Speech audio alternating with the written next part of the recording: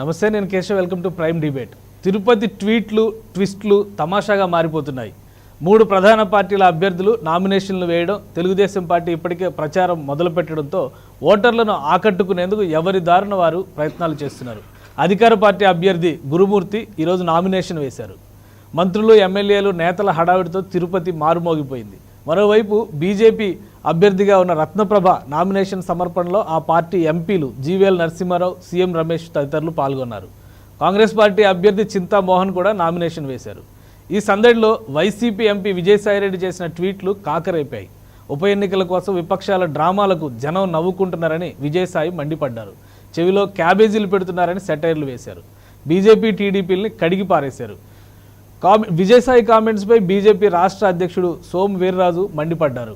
మా ఊసు మీకెందుకంటూ YCP నేతల్ని Ali Baba 40 దొంగలతో పోల్చారు సోము వీర్రాజు. కోర్టుల్ని తప్పుదోవ పట్టించి మేకపోతు గాంభీర్యం ప్రదర్శించడం ఏంటని మండిపడ్డారు. బీజేపీ గెలిచిన తర్వాత క్యాబేజీలు పంపుతామని, బెయిల్ రద్దయితే తీరిగ్గా జైల్లో కూర్చుని కూరలు తరుక్కోవాలంటూ విసురులు విసిరారు సోము వీర్రాజు. కాకరేపుతున్న ఈ కామెంట్స్పై ఈరోజు ప్రైమ్ డిబేట్ చూద్దాం. ఇవాళ డిబేట్లో పార్టిసిపేట్ చేస్తున్నారు వైసీపీ నేత సుజాత గారు, అలానే టీడీపీ నుంచి శ్రీనివాస్ చౌదరి గారు, Congress party working president doctor Tulasireddy గారు, బీజేపీ నేత డాక్టర్ సుహాసిని ఆనంద్ గారు, అలానే జనసేన పార్టీ నుంచి మధుసూదన్ రెడ్డి గారు కూడా మనతో లైవ్లో జాయిన్ అవుతున్నారు. ముందుగా సుజాత గారితో మాట్లాడదాం. సుజాత గారు, తిరుపతి ఉప ఎన్నికలకు సంబంధించి ఒక వేడి పుట్టించే వాతావరణం, దాదాపు అన్ని పార్టీలు, ప్రధాన పార్టీలు అన్నీ కూడా నామినేషన్స్ వేసేసింది. కానీ విజయసాయిరెడ్డి గారు చేసిన కామెంట్స్ మాత్రం పొలిటికల్ హీట్ క్రియేట్ చేసినాయని అనుకోవచ్చా? ఖచ్చితంగా అండి. పొలిటికల్ హీట్ క్రియేట్ చేయడం కాదు, వాస్తవాన్ని తెలిపినాయి ఆయన ట్వీట్స్. ఏదైతే ఈరోజు ఉప ఎన్నికలు చూసాం, పంచాయతీ ఎన్నికలు చూసాం, మున్సిపల్ ఎన్నికలు చూసాం, వీటన్నిటిలో కూడా వైసీపీ విజయ దుదింబి మోగించినటువంటి అంశాన్ని మనం చూసాం. ఏదైతే వీళ్ళు మరి మన తిరుపతి ఉప ఎన్నికలు యాక్చువల్గా అది వైసీపీ సీటే. ఆయన కరోనా ద్వారా మరణించడం వల్ల వచ్చినటువంటి ఎన్నికలు ఇవి. వీటిని వీళ్ళు రాజకీయ పార్టీలకి అతీతంగా ప్రజలు అప్పుడు ఉన్నటువంటి వైసీపీ నేతని ఒక్క సెకండ్ మళ్ళీ మీ దగ్గరకు వస్తాను. ఈ లోపు ముందుగా బీజేపీ నేత సుహాసిని గారితో మాట్లాడదు. ఒక్క సెకండ్ మీ యాక్చువల్ మీ మైక్ ప్రాబ్లం ఉంది. ఒక్క నిమిషం. సుహాసిని గారు, బీజేపీకి సంబంధించి ఈరోజు నామినేషన్ల ప్రక్రియ పూర్తయిపోయినట్లే. రత్నప్రభ గారు 2 సెట్ల నామినేషన్లు దాఖలు చేశారు. ఇంకోవైపు నుంచి జీవీఎల్ నరసింహారావు గారు దగ్గరుండి మరి నామినేషన్ వేయించడం అనేది ఏ విధంగా దీన్ని చూడాలి?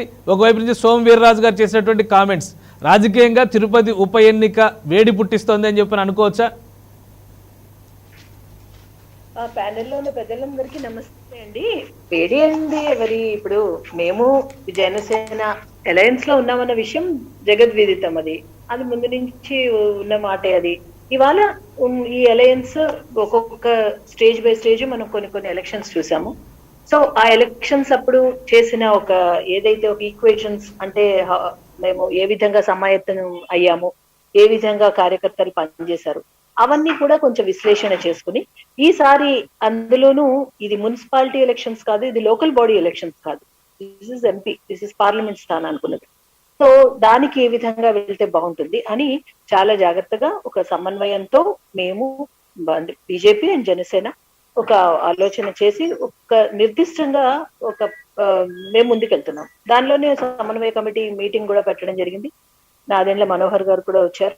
వారు కూడా ఏ విధంగా సహకరించాలో చెప్పారు. మేము కూడా మా పార్టీ తరఫున సోము వీర్రాజు గారు, అక్కడ రత్నప్రభ గారు, అలాగే సునీల్ దేవదర్ గారు, మాధవ్ గారు, మధుకర్జీ అందరూ కూడా కూర్చొని మాట్లాడారు. అండ్ నామినేషన్స్ అదే విధంగా ఒక ఎడ్యుకేటెడ్ లేడీని, అందులోనూ అక్కడ ఏదైతే ఒక ఎస్సీ ఎస్టీ స్థానానికి అక్కడ ఒక ప్రాముఖ్యత ఆ సీట్ ఉందో, దానిలోనూ ఒక బలంగా ఒక విద్యావేత్త అయిన రత్నప్రభ గారు. సో ఆవిడ ఉంటే అందులోనూ భారతీయ జనతా పార్టీ, జనసేన కలిపి ఉమ్మడి అభ్యర్థి అయిన తర్వాత జనసేన సంపూర్ణమైన మద్దతు ఇచ్చింది. బీజేపీ తరఫున మీరు పోటీ చేయడానికి బాగుంటుంది అని చెప్పి మేము ఒక ఆన్సర్ దీనికి వచ్చాము, ఒక నిర్ణయానికి రావడం జరిగింది. దానిపైన ఒక నిర్ణయాత్మకంగా ముందుకు వెళ్తున్నాం. సో ఇది మేము జనసేన మేము అనుకున్నది ప్రెస్ ముందు పెట్టాము. అదే విధంగా మేమిద్దరం కలిసికట్టుగా ముందుకు వెళ్తుంటే చూసే వాళ్ళకి ఎందుకు బాధ మాకు అర్థం కాదు. ఎందుకు అన్నెసెసరీ ట్వీట్స్ అంటే వాళ్ళకి ఏం బాధ? వాళ్ళకి వాళ్ళ వాళ్ళ కాన్ఫిడెన్స్ వాళ్ళకి ఉన్నప్పుడు ఆ పువ్వులు, క్యాబేజీ పువ్వులు, సన్ఫ్లవర్ పువ్వులు ఎందుకు ఇవన్నీ? ఎందుకంటే వాళ్ళకి ఏమైనా భయమా, బాధ? అంటే మేమిద్దరం ఇప్పటికే అసలు మేము కలిసాము, ఎక్కడెక్కడ గొడవ వస్తే బాగుంటుంది అన్న విధంగా చూస్తున్నట్టుగా ఉంటుంది చూస్తారా? అంటే ఎక్కడ వీళ్ళు విడిపోతే టక్మని మేము ఇంకొకళ్ళని లాగేసుకుందాం అన్నట్టుగా చూస్తున్నట్టుగానే అనిపిస్తుంది. లేకపోతే why to make such waste comments, అంతకన్నా ఏం లేదు. వాళ్ళిద్దరు వెళ్ళారు, ఎస్ వాళ్ళిద్దరు అలయన్స్ లో ఉన్నారు, ముందుకు వెళ్తున్నారు అని అనుకోవడానికి ఏముంది? పైగా సోము వీర్రాజు గారు సంపూర్ణంగా అవును పవన్ కళ్యాణ్ గారు అంటే మాకు ఇంత అభిమానం ఉందని వీరు ఎక్స్ప్రెస్ చేయడం జరిగింది. అటువైపు కూడా మా నాదెండ్ల మనోహర్ గారు ఖచ్చితంగా పవన్ గారు ఇలా ఆదేశించారు, మనందరం కూడా కార్యకర్తలు కూడా పూర్తిగా సంపూర్ణ మద్దతు భారతీయ జనతా పార్టీకి ఇవ్వాలి మనము అని చెప్పి వారు చెప్పడం జరిగింది. ఇందులో అసలు అంత అపోహలు ఇవన్నీ ఏదో డ్రామాస్ అన్నట్టుగా ట్వీట్ ఇవ్వడం అన్నది ఒక హోదాగా హుందాగా ఉన్న వ్యక్తికి అది తగదు. అది మా అభిప్రాయం, అంతే. ఈరోజు చింతామోహన్ గారు నామినేషన్ దాఖలు చేశారు. ఇంకోవైపు నుంచి చూస్తే ప్రధాన పార్టీలు చాలా వేగంగా ముందుకెళ్తున్నాయి. ఈ ట్వీట్ వారిని ఏ విధంగా చూస్తారు మీరు? హలో, నన్నేనా? తులసిరెడ్డి గారు, ఫస్ట్ తులసిరెడ్డి గారు, హలో, తులసిరెడ్డి గారు వినిపిస్తుందా? ఇప్పుడు వినిపిస్తుంది. ఇప్పుడు సరే, ఈ రోజు అది పెద్ద హీట్ ఎన్నికల్లో ఇట్లాంటి హీట్లు చాలా ఎక్కువ వస్తాయి. ఇంకా రాబో రోజుల్లో ఎన్నికల లోపల ఇంతకంటే 100 రెట్లు ఎక్కువ హీటు మేము ప్రొడ్యూస్ చేస్తాము, మిగతా పార్టీలు ప్రొడ్యూస్ చేస్తాయి. కాబట్టి ఇది హీటే కాదు ఈ రోజు, అది పెద్ద దాన్ని అనుకోవాల్సిన అవసరం లేదు. ఇక్కడ ఓవరాల్ గా ఇక్కడ ఒకటి పార్టీ పరంగా, 2 అభ్యర్థి పరంగా, 3 అంశాల పరంగా మనం ఆలోచిస్తే తిరుపతి లోక్సభ సీటు పార్టీ పరంగా ఆలోచిస్తే ఇది కాంగ్రెస్ కు కంచుకోవడం. 1952 నుంచి 2019 వరకు 16 సార్లు ఎన్నికలు జరిగితే 12 సార్లు కాంగ్రెస్ గెలిచింది. ఒక్కసారి టీడీపీ గెలిచింది 1984లో, ఒక్కసారి బీజేపీ గెలిచింది 1999లో టీడీపీ సపోర్ట్తో, 2 సార్లు వైకాపా గెలిచింది 2014, 2019. కాబట్టి 16 సార్లలో 12 సార్లు గెలిచిందంటే అది డెఫినెట్ గా వచ్చేసి తిరుపతి లోక్సభ సీటు కాంగ్రెస్ కంచుకోవడం అనేది అర్థమవుతుంది పార్టీ పరంగా. రెండవది అభ్యర్థి పరంగా తీసుకుంటే 16 సార్లలో కాంగ్రెస్ అభ్యర్థి 9 సార్లు కంటెస్ట్ చేశాడు. 9 సార్లు కంటెస్ట్ చేసి 6 సార్లు గెలిచాడు, 3 సార్లు ఓడిపోయినాడు. కేంద్ర మంత్రి అయ్యాడు, ప్రజెంట్ సిడబ్ల్యూసి ప్రత్యేక ఆహ్వానితుడిగా ఉన్నాడు. కాబట్టి 16 సార్లలో 9 సార్లు కంటెస్ట్ చేశాడు, 9 సార్లలో 6 సార్లు గెలిచాడు, 3 సార్లు ఓడిపోయినాడు. సిడబ్ల్యూసి ప్రత్యేక ఆహ్వానితుడు, మాజీ కేంద్ర మంత్రి, ఆ నియోజకవర్గానికి మిగతా అభ్యర్థులందరికంటే చిరపరిచితుడు. అది క్యాండిడేట్ పరంగా. ఇంకా 3 అంశాల పరంగా చూసుకుంటే దీంట్లో ప్రత్యేక అంశాలు ఉన్నాయి, జనరల్ అంశాలు ఉన్నాయి. ప్రత్యేక అంశాలకు సంబంధించి ప్రధానమైంది ప్రత్యేక హోదా, రెండవది రాయలసీమకు స్పెషల్ డెవలప్మెంట్ ప్యాకేజ్, మూడవది దుగరాజపట్నం మేజర్ పోర్ట్, నాలుగవది మన్నవరం ఎన్టీపీసీ బిహెచ్ఎల్ ప్లాన్. ఈ 4 ఎందుకంటే ఇక్కడ ప్రత్యేక ప్యాకేజీ అనేది అన్ని పార్టీలు సంజీవని అంటున్నాయి, కానీ అనౌన్స్ చేసింది కూడా తిరుపతిలో. కాబట్టి ఆ నేపథ్యంలో ప్రత్యేక హోదాకు తిరుపతి ఉప ఎన్నికకు ఒక అవినాభావ సంబంధం. రెండవది రాయలసీమలో part and parcel Tirupati Lok Sabha seat ఒక 4 కాన్స్టిట్యూన్సీ నిధులు ఉన్నప్పటికీ, కాబట్టి రాయలసీమ స్పెషల్ డెవలప్మెంట్ ప్యాకేజ్ అనేది విభజన చట్టంలో సెక్షన్ 46 సబ్ సెక్షన్ 3 ప్రకారంగా అది రావాలా. మూడవది దుగరాజపట్నం, ఇది తిరుపతి పార్లమెంటు సీటు పరిధిలోని గూడూరు నియోజకవర్గంలో ఈ యొక్క దుగరాజపట్నం మేజర్ పోర్ట్ అన్నమాట. కాబట్టి అది ఒక ప్రభావిత అంశం. నాలుగవది శ్రీకాళహస్తి అసెంబ్లీ కాన్ఫరెన్స్ లో మన్నవరం దగ్గర ఎన్టీపీసీ బిహెచ్ఎల్ ప్లాంట్ మూతపడింది. కాబట్టి ఈ 4 ఒక ప్రత్యేక అంశాలుగా ప్రభావితం చూపిస్తాయి. ఇంకా జనరల్ అంశాలు, కేంద్ర ప్రభుత్వానికి బీజేపీకి సంబంధించి పెట్రోలు, డీజిల్, వంట గ్యాస్ ధరలు కానీ, లేకుంటే ప్రభుత్వ రంగ సంస్థల ప్రైవేటీకరణ కానీ, ఈ విశాఖ ఉక్కు కానీ, ఈ యొక్క పౌరత్వ సవరణ చట్టము, ఇవన్నీ బీజేపీకి జనరల్ గా మా వరకు వచ్చేసి దాన్ని ఎక్స్పోజ్ చేస్తాం. బీజేపీ నెగిటివ్ అంశాలను సరే వాళ్ళ పాజిటివ్ అంశాలు వాళ్ళు చేసుకోవచ్చు. వైకాపాకు సంబంధించి మెయిన్ గా అప్పులు, ధరలు పెరగడము, అరాచకము, ఆస్తులు అమ్మడము, ఇవన్నీ ఈ ఇసుక కానీ, సిమెంట్ కానీ, మద్యం కానీ, ఈ యొక్క మిగతా కందిపప్పు కానుంటే అన్ని వస్తువుల ధరలు, కాబట్టి వాళ్ళ కొన్ని అంశాలు వాళ్ళు చెప్పుకోవచ్చు. సరే టీడీపీకి సంబంధించి సరే ఆల్రెడీ వాళ్ళు 5 ఏళ్ళు పరిపాలించారు కదా, ఆల్రెడీ అధికారంలో ఉన్నారు, కేంద్రంలో రాష్ట్రంలో అక్కడ సంకీర్ణము ఇక్కడ సంకీర్ణము, ఏమీ చేయలేదు కదా, ఇప్పుడు ఏం చేస్తారు అని వాళ్ళ మీద అప్డేట్ చేస్తాం. కాబట్టి మా అంశాలు ఉన్నాయి, వాళ్ళ అంశాలు ఉంటాయి, కాబట్టి ఇవి ఏ మేర డామినేట్ చేస్తాయో చూద్దాం. రైట్ సుజాత గారు ఒక నిమిషం, తులసిరెడ్డి గారు ఒక నిమిషం. సుజాత గారు మీరు అంగీకరిస్తారా? తులసిరెడ్డి గారు చాలా స్పష్టంగా ఇది ట్రెడిషనల్గా కాంగ్రెస్ సీట్, ఒక 2 సార్లు మాత్రం వైసీపీ గెలిచింది అంటారు. మేజర్ పాయింట్ అంటే కాంగ్రెస్ పార్టీ అంత బలంగా ఉందా ఇప్పుడు అక్కడ ఉన్నటువంటి పరిస్థితుల్లో? తులసిరెడ్డి గారే చెప్పాలి. ఆయన ఏదో చరిత్రలోకి వెళ్ళిపోయి అసలు కాంగ్రెస్ పార్టీకి కంచుకోటని ఇంకేదో గాలికోటని చాలా చెప్తున్నారు ఆయన. ఇవాళ కేంద్రంలో ప్రధాన ప్రతిపక్షంగా ఉండి కూడా ఇవాళ బీజేపీ మీదేమో బంతిపూల దెబ్బలు, వైసీపీ మీదేమో తలుపు చెక్క దెబ్బలు అన్నట్లుగా మాట్లాడారు తులసిరెడ్డి గారు ఈరోజు. ఇవాళ కాంగ్రెస్ పార్టీ అక్కడ అసలు రాష్ట్రంలో ఎక్కడుందో అర్థం కాదు. కనీసం సోదిలో లేకుండా పోయినటువంటి అంశాన్ని మనం అన్ని ఎన్నికల్లో గత జరిగినటువంటి 2014 నుంచి 19 ఎన్నికలు, పంచాయతీ ఎన్నికలు, మున్సిపల్ ఎన్నికలు, అన్ని ఎన్నికల్లో చూసాం కాంగ్రెస్ పార్టీని. తులసిరెడ్డి గారి ఆయన నమ్మకం ఉంటే ఆయనకు ఉండొచ్చు కాంగ్రెస్ పార్టీ అభిమానిగా, కానీ అది ప్రజల్లో రిఫ్లెక్ట్ అవ్వాలి కదా, అది ఓట్ల రూపంలో రిఫ్లెక్ట్ అవ్వాలి కదా. ఓట్ల రూపంలో రిఫ్లెక్ట్ అవ్వకుండా ఈరోజు ఆంధ్రప్రదేశ్ సంయుక్త ఆంధ్రప్రదేశ్ మొత్తం ఆంధ్రప్రదేశ్ అంతా కలిసి ఉన్నప్పుడు రాజశేఖర్ రెడ్డి గారి బలం మీదే వెళ్ళింది కానీ కాంగ్రెస్ బలం మీద వెళ్ళలేదు. రాజశేఖర్ రెడ్డి గారిని చూసే ప్రజలు ఆయన వెనక నడిచారు, కాంగ్రెస్ పార్టీని చూసి నడవలేదు. ఆ రోజు కాంగ్రెస్ పార్టీ అంటే రాజశేఖర్ రెడ్డి గారు అంటే కాంగ్రెస్ పార్టీ అన్నట్లుగా నడిచింది. ఆ రోజు కాంగ్రెస్ పార్టీ పూర్తిగా కూడా రాజశేఖర్ రెడ్డి గారు చనిపోయిన తర్వాత పూర్తిగా ఏ విధంగా కనుమరుగైందో మనం చూసాం. దాన్ని చరిత్రను తీసుకుంటే తెలుస్తుంది ఈరోజు. మరి మీరు కాంగ్రెస్ పార్టీ అభిమానిగా మీరు లీడ్ తీసుకొని మీరు కనీసం మీ నియోజకవర్గంలో కూడా కాంగ్రెస్ పార్టీని గెలిపించవచ్చు కదా. ఈరోజు బీజేపీ నాయకులు మాట్లాడుతున్నారు. సుహాసిని గారు ఈరోజు నామినేషన్ వేశారు, అందరు వెళ్ళారు, చాలా సంతోషంగా ఉంది. విద్యావంతురాలైనటువంటి రత్నప్రభ గారిని నామినేషన్ వేయడం జరిగింది.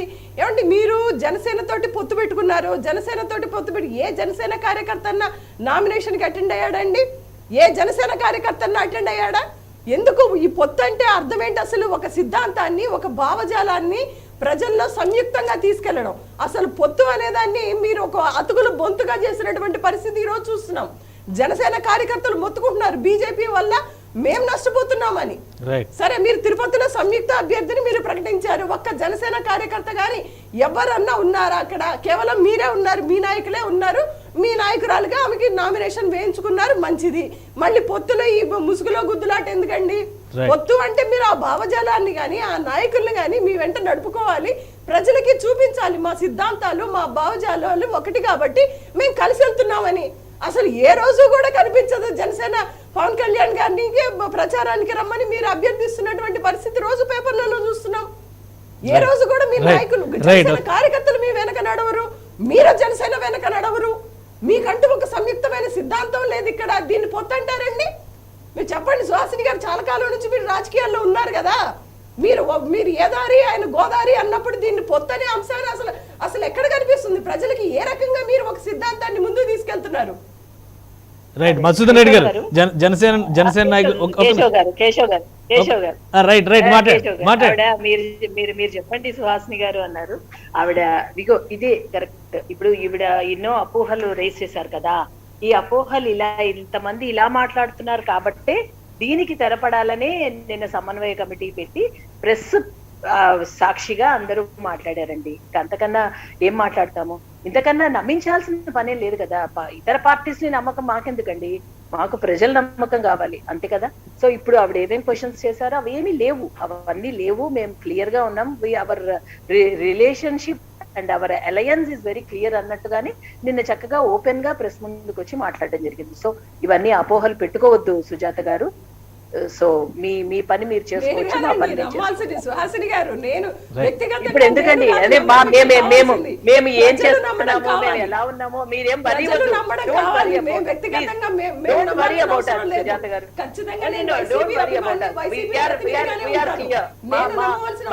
చాలా క్లారిటీగా ఉంది సుజాత గారు. మీకు అందుకని వ్యక్తిగతంగా ఇలాంటి నేను డౌట్స్ అవసరం వస్తున్నాయి లేదండి. కాబట్టి మేము నిన్న దాని ముందు వచ్చి చెప్పాము. ఇంతకన్నా కార్యకర్తలు ఏరి 10 మంది ఉన్నారా, ఇద్దరు కనిపించట్లేదు. సో ఇవన్నీ అనవసరమైన విషయం అని నా అభిప్రాయం. క్లియర్ గానే మీకోసమే మేము అందరం కూడా బాగున్నాం, మేము బాగానే కలిసికట్టుగా వెళ్తున్నామని చెప్పడానికే ఈ సమన్వయ కమిటీ ఈ ప్రెస్ మీట్స్ చేస్తుంది. రైట్ మసూదన్ రెడ్డి గారు, జనసేన పార్టీ నాయకులు మసూదన్ రెడ్డి గారు. మసూదన్ రెడ్డి గారు, ఏంటి అటువంటి పరిస్థితి ఏమైనా ఉందా? మీది ఏ దారి అంటే గోదావరి అనేటువంటి పరిస్థితి ఉందా జనసేన బీజేపీల మధ్య? మళ్ళీ మా పార్టీ బీజేపీ గురించి వైఎస్ఆర్ వాళ్ళు వకాలతంగా తీసుకుంటున్నారో వాళ్ళకే తెలియాల. ఎందుకంటే మా జనసేన పార్టీ కార్యకర్తలు మన సుజాత గారి దగ్గరకో లేకుంటే వాళ్ళ పార్టీ నాయకుల దగ్గర పోయి మాకు బీజేపీకి సత్సంబంధం లేని ఎవరని చెప్పినారు. ఆమెకి ఎవరన్నా మేడం మాకైతే తెలుసు. ఎందుకంటే అనవసరమైనటువంటి ఇతర పార్టీల్లోకి చొరబడిళ్ళు అంటే ఇతర పార్టీల యొక్క సిద్ధాంతాలు, మీ పార్టీ సిద్ధాంతాలు మీ సిద్ధాంతాలు మీరు చెప్పుకోండి. అంటే జనసేన గురించి బీజేపీ గురించి మేము మాట్లాడుకుంటాం. ఇద్దరు మిత్రపక్షాలు మేమిద్దరము. మా మనోహర్ గారు నిన్నటి నుంచి అక్కడే ఉన్నారు తిరుపతిలో. జనసేన పార్టీ బీజేపీ పార్టీకి సంపూర్ణ మద్దతు తెలియజేశారు. అక్కడ మా కార్యకర్తలతో ఆయన నియోజకవర్గాల వారీగా సమన్వయం చేస్తున్నారు, ఆయన మీటింగ్స్ చేస్తున్నారు. మా నాయకులంతా కూడా సమన్వయం చేసి ఏమైనా సరే మనం ఒక జనసేన బీజేపీ అభ్యర్థిని గెలిపించుకోవాలి, రత్నప్రభా గారిని గెలిపించుకోవాలని చెప్పేసి మేము అక్కడ మా కార్యకర్తలందరినీ కూడా సమావేశపరిచి ఉత్తేజపరుస్తా అంటే వీళ్ళు జనసేన పార్టీకి వాళ్ళకి ఇష్టం లేదు, మీకు చెప్పాం మేమేమన్నా మాకు ఇష్టం లేదని చెప్పేసి అనవసరమైనటువంటి ఇతర పార్టీల్లోకి మీరు చొరబడి మీ పార్టీ గురించి మీరు మాట్లాడుకోండి. అంతేగాని జనసేన పార్టీ గురించి మీకెందుకండి, బీజేపీ గురించి మీకెందుకండి? మిమ్మల్ని మేము అడిగాము ఏమన్నా? ఇప్పుడు ఎవరి పార్టీ సిద్ధాంతాలు ఎవరి వ్యక్తిగతాలు వారికి ఉంటాయి. బీజేపీ మేము ఈ రోజు ప్రకటించారు, నిన్నటి నుంచి ప్రకటిస్తూనే ఉన్నారు. సోము వీర్రాజు గారు పవన్ కళ్యాణ్ గారు అంటే నరేంద్ర మోడీ గారికి అమితమైన ప్రేమ, ఆయన్ను ఈ రాష్ట్రానికి అధినేతగా చూడాలనుకుంటున్నాం మేము అని చెప్పి ఆయన స్వయంగా బీజేపీ రాష్ట్ర అధ్యక్షుడు ప్రకటించిన తర్వాత అసలు వీళ్ళకి మళ్ళీ భయపడేసేసి వీళ్ళు ఏదో విధంగా జనసేన బీజేపీ పొత్తును విడగొట్టాలా, వీళ్ళ మీద కలహాలు సృష్టించాలని చెప్పేసి ఈ అధికార పార్టీ వాళ్ళు ఒక కంకణం కట్టుకున్నారు తప్ప మేము హ్యాపీగా జనసేన బీజేపీ హ్యాపీగా ఉన్నాం, బ్రహ్మాండంగా ఉన్నాం. మా యొక్క పొత్తు కొనసాగుతా ఉంది. మేము మా మిత్రపక్షంలో ఎలాంటి విభేదాలు మాకు లేవు. మేమేమో చెప్పాము. మీకు ఎవరన్నా వచ్చారన్నా ఊరికే మీ అంతకు మీరే కలహాలు సృష్టించాలని చెప్పేసి పొత్తును ఏదో విధంగా విడగొట్టాలని చెప్పేసి మీరు సృష్టించాలని తప్ప ఇక్కడ ఎవ్వరు మా కార్యకర్తలు కానీ బీజేపీ నాయకులు కానీ అంతా బ్రహ్మాండంగా ఉన్నాం. జనసేన బీజేపీ ఉమ్మడి అభ్యర్థికి మా జనసేన పార్టీ మొత్తం సంపూర్ణ మద్దతు ఉంది. మా అధ్యక్షుల వారు కూడా వస్తారు, అక్కడ రోడ్ షో చేస్తారు, ప్రచారం నిర్వహిస్తాం, మేమంతా వెళ్తాం, అక్కడ ప్రచారం నిర్వహిస్తాం. బీజేపీ అభ్యర్థి రత్నప్రభా గారిని అఖండ మెజార్టీతో గెలిపించి అక్కడ తిరుపతి పార్లమెంట్ గెలిపించుకొని వైఎస్ఆర్ పార్టీకి బుద్ధి చెప్తామని చెప్పేసి తెలియజేస్తాను. ముఖ్యంగా ఒకటి చెప్తున్నాను నేను, సుజాత గారు మీ పార్టీ గురించి మీ యొక్క అభివృద్ధి గురించి మీరు చెప్పుకోండి. మీరు ఏమేం చేశారు, మీరు ఇసుక ఎంత రేటుకి అమ్ముతున్నారు, ఇప్పుడు ఇసుక రాత్రులు ఇసుక ఏ విధంగా ఇసుక లేక ఎంత నష్టపోతా ఉన్నారు, మద్యం రేట్లు పెంచేసి శానిటైజర్ చచ్చిపోతా జనాలంతా ఎక్కడ చూసినా. ఇవన్నీ వదిలేసి బీజేపీ జనసేన గురించి మాట్లాడుకుంటారు మీరు. మీకేమంత అవసరం తెలుసు మా గురించి. మీ పార్టీ గురించి చెప్పుకోండి, మీ సిద్ధాంతాల గురించి చెప్పుకోండి, కానీ జనసేన గురించి బీజేపీ గురించి మీకెందుకండి? మేము హ్యాపీగా బ్రహ్మాండంగా ఉన్నాం. మేము అనవసరంగా మా యొక్క మిత్రపక్షం మా మధ్యలోకి దూరి ఏదో మీరు చిచ్చు పెట్టాలని చూసాం తప్ప మేము ఎవరు కూడా ఇక్కడ చిచ్చు మీరు పెట్టినా మేమేమో ఆ యొక్క పద్ధతిలో లేము. బ్రహ్మాండంగా రత్నప్రభ గారిని ఆమె మంచి అధికారి, రిటైర్డ్ అధికారి, మంచి విద్యావంతురాలు. అటువంటి రత్నప్రభ గారు గెలిస్తే తిరుపతి పార్లమెంట్, ముఖ్యంగా తిరుపతి పుణ్యక్షేత్రం డెవలప్ అవుతుంది. కాబట్టి మేము సంపూర్ణ మద్దతు ప్రకటిస్తున్నాం. అక్కడ మా అధ్యక్షులు వారు వస్తారు, మేమంతా కూడా ముఖ్యమంత్రి అక్కడ మేమంతా ప్రచారం నిర్వహించి మా అభ్యర్థిని గెలిపించుకుంటామని చెప్పేసి తెలియజేస్తున్నాం. మీరు మాట్లాడుకుని మేము హ్యాపీగా ఉంటాం. మీ పార్టీ గురించి మీరు మాట్లాడుకోండి అని చెప్పేసి మేము సుజాత గారిని కొడతా ఉన్నాం. రైట్. తెలుగుదేశం పార్టీ నాయకులు శ్రీనివాస్ చౌదరి గారు మాట్లాడుతూ సుజాత గారు ముందు మీరు ఏమైనా రియాక్ట్ అవుతారా? శ్రీనివాస్ చౌదరి గారు మాట్లాడే ముందర, ఎందుకంటే ఈ టాపిక్ కంక్లూడ్ చేద్దాం, తిరుపతి ఎన్నిక మీద మాట్లాడదాం మనం. బీజేపీ జనసేన మధ్య వైసీపీ ఆసక్తి ఎందుకు చూపిస్తుంది అని క్వశ్చన్ చేస్తున్నారు. అటువంటి పరిస్థితి ఏమైనా ఉందా నిజంగానే?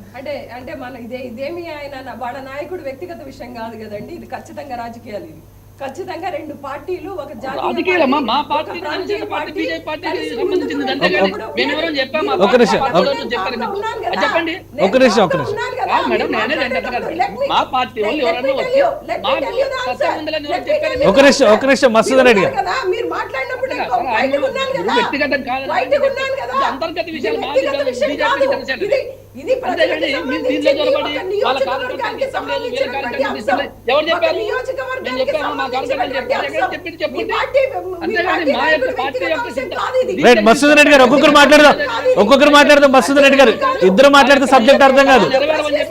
ఒక్క సెకండ్ మసూదన్ రెడ్డి గారు మీరు మాట్లాడారు కేవలం జగన్మోహన్ రెడ్డి గారిని మాత్రమే ప్రశ్నించడానికి అనేది ఆంధ్రప్రదేశ్ మొత్తం తెలిసి 10 సంవత్సరాల్లో మీరు పార్టీ పెట్టి 7-8 ఏళ్ళైతే ఖచ్చితంగా అందరికీ తెలుస్తుంది. ఈ రోజు మీరు ఏదైతే ఒక నియోజకవర్గానికి సంబంధించి ఒక అభ్యర్థిని నిలబెట్టినప్పుడు అందులో మీ కంట్రిబ్యూషన్ ఎంత ఉంది, మీరు ఎంతవరకు పాల్గొంటున్నారు అనేటువంటిది ఒక ఆంధ్రప్రదేశ్ పౌరురాలిగా నేను ప్రశ్నిస్తాను, ప్రతి వాళ్ళు ప్రశ్నిస్తారు. ఈ రోజు ఒక సిద్ధాంత పరంగా పోతూ ఉంటది కానీ మీకెందుకు మేము పెట్టుకుంటాము, మీకెందుకు మేము చేసుకుంటాము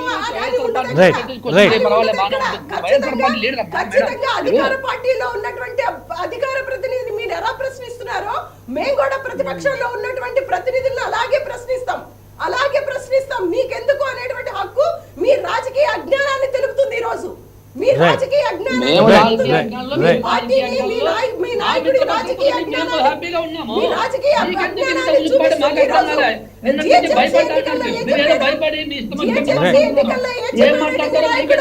జిహెచ్ఎంసీ ఎన్నికల్లో ఏం చెప్పాడు? చెప్పండి. జనసేన పార్టీ వాళ్ళు కానీ బీజేపీ పార్టీ వాళ్ళు తెలంగాణలో ఇష్టం లేదని చెప్పారు. మా పార్టీ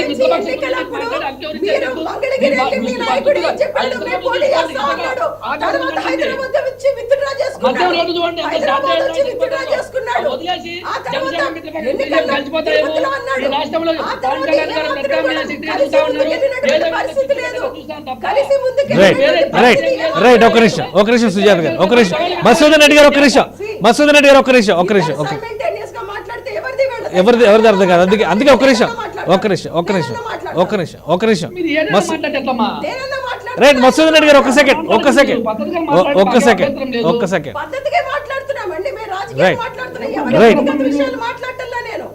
ఎవరి వ్యక్తిగత విషయాలు మాట్లాడలేదు, రెండు పార్టీల గురించే మాట్లాడుతున్నాను ఇక్కడ. ఒక సిద్ధాంతపరంగా ముందుకు వెళ్ళినప్పుడు మీరు జిహెచ్ఎంసీ ఎన్నికల్లో ఏం చేశారో అని అడుగుతున్నాం మేము. మీరు ఒక ఎల్ఎన్స్ మీద వెళ్ళారు కదా,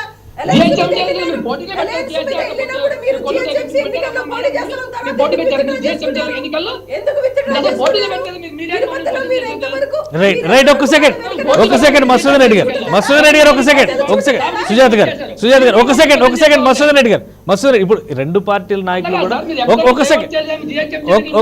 ఒక్క సెకండ్ ఉండండి మసూదన్ రెడ్డి గారు ఒక్క నిమిషం సుజాత గారు అంటే సబ్జెక్ట్ మనం కేవలం తిరుపతి ఉప ఎన్నికలకు సంబంధించిన అంశంపైనే మాట్లాడదాం. అయితే రెండు పార్టీలు కూడా మా మధ్య ఒక సఖ్యత ఉంది అని చాలా స్పష్టంగా చెప్తున్నారు. ఈరోజు నామినేషన్ వేసే చోట కానీ లేదంటే నాదెండ్ల మనోహర్ గారు తిరుపతి నియోజకవర్గాలకు పార్లమెంటు పరిధిలో ఉన్న నియోజకవర్గాలపైన ఒక సమన్వయ సమావేశాలు ఆర్గనైజ్ చేస్తారు.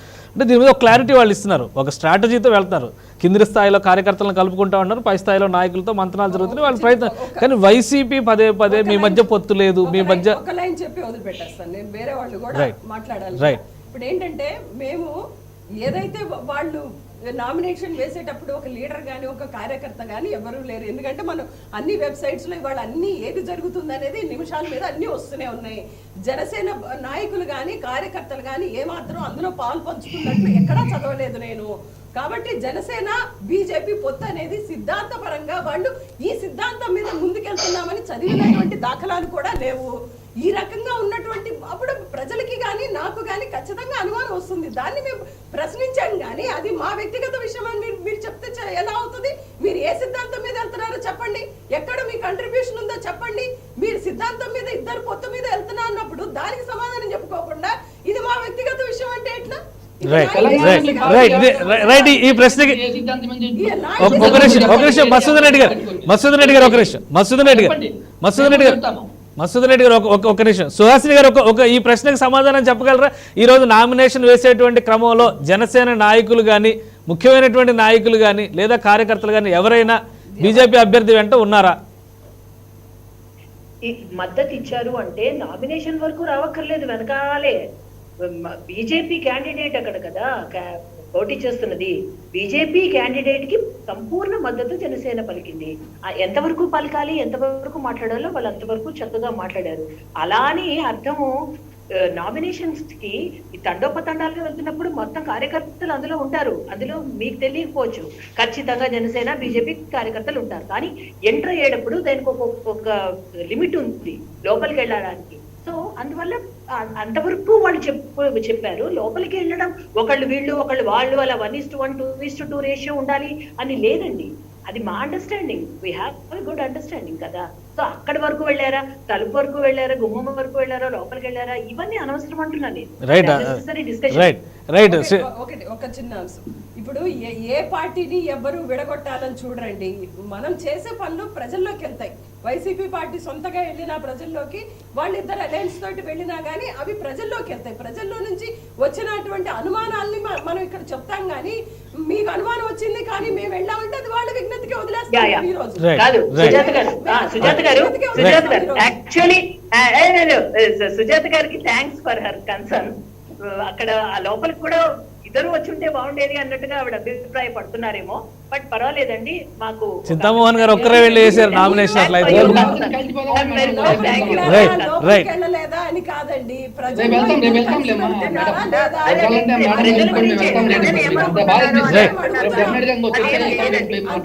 లోపలికి వెళ్ళారా లేదా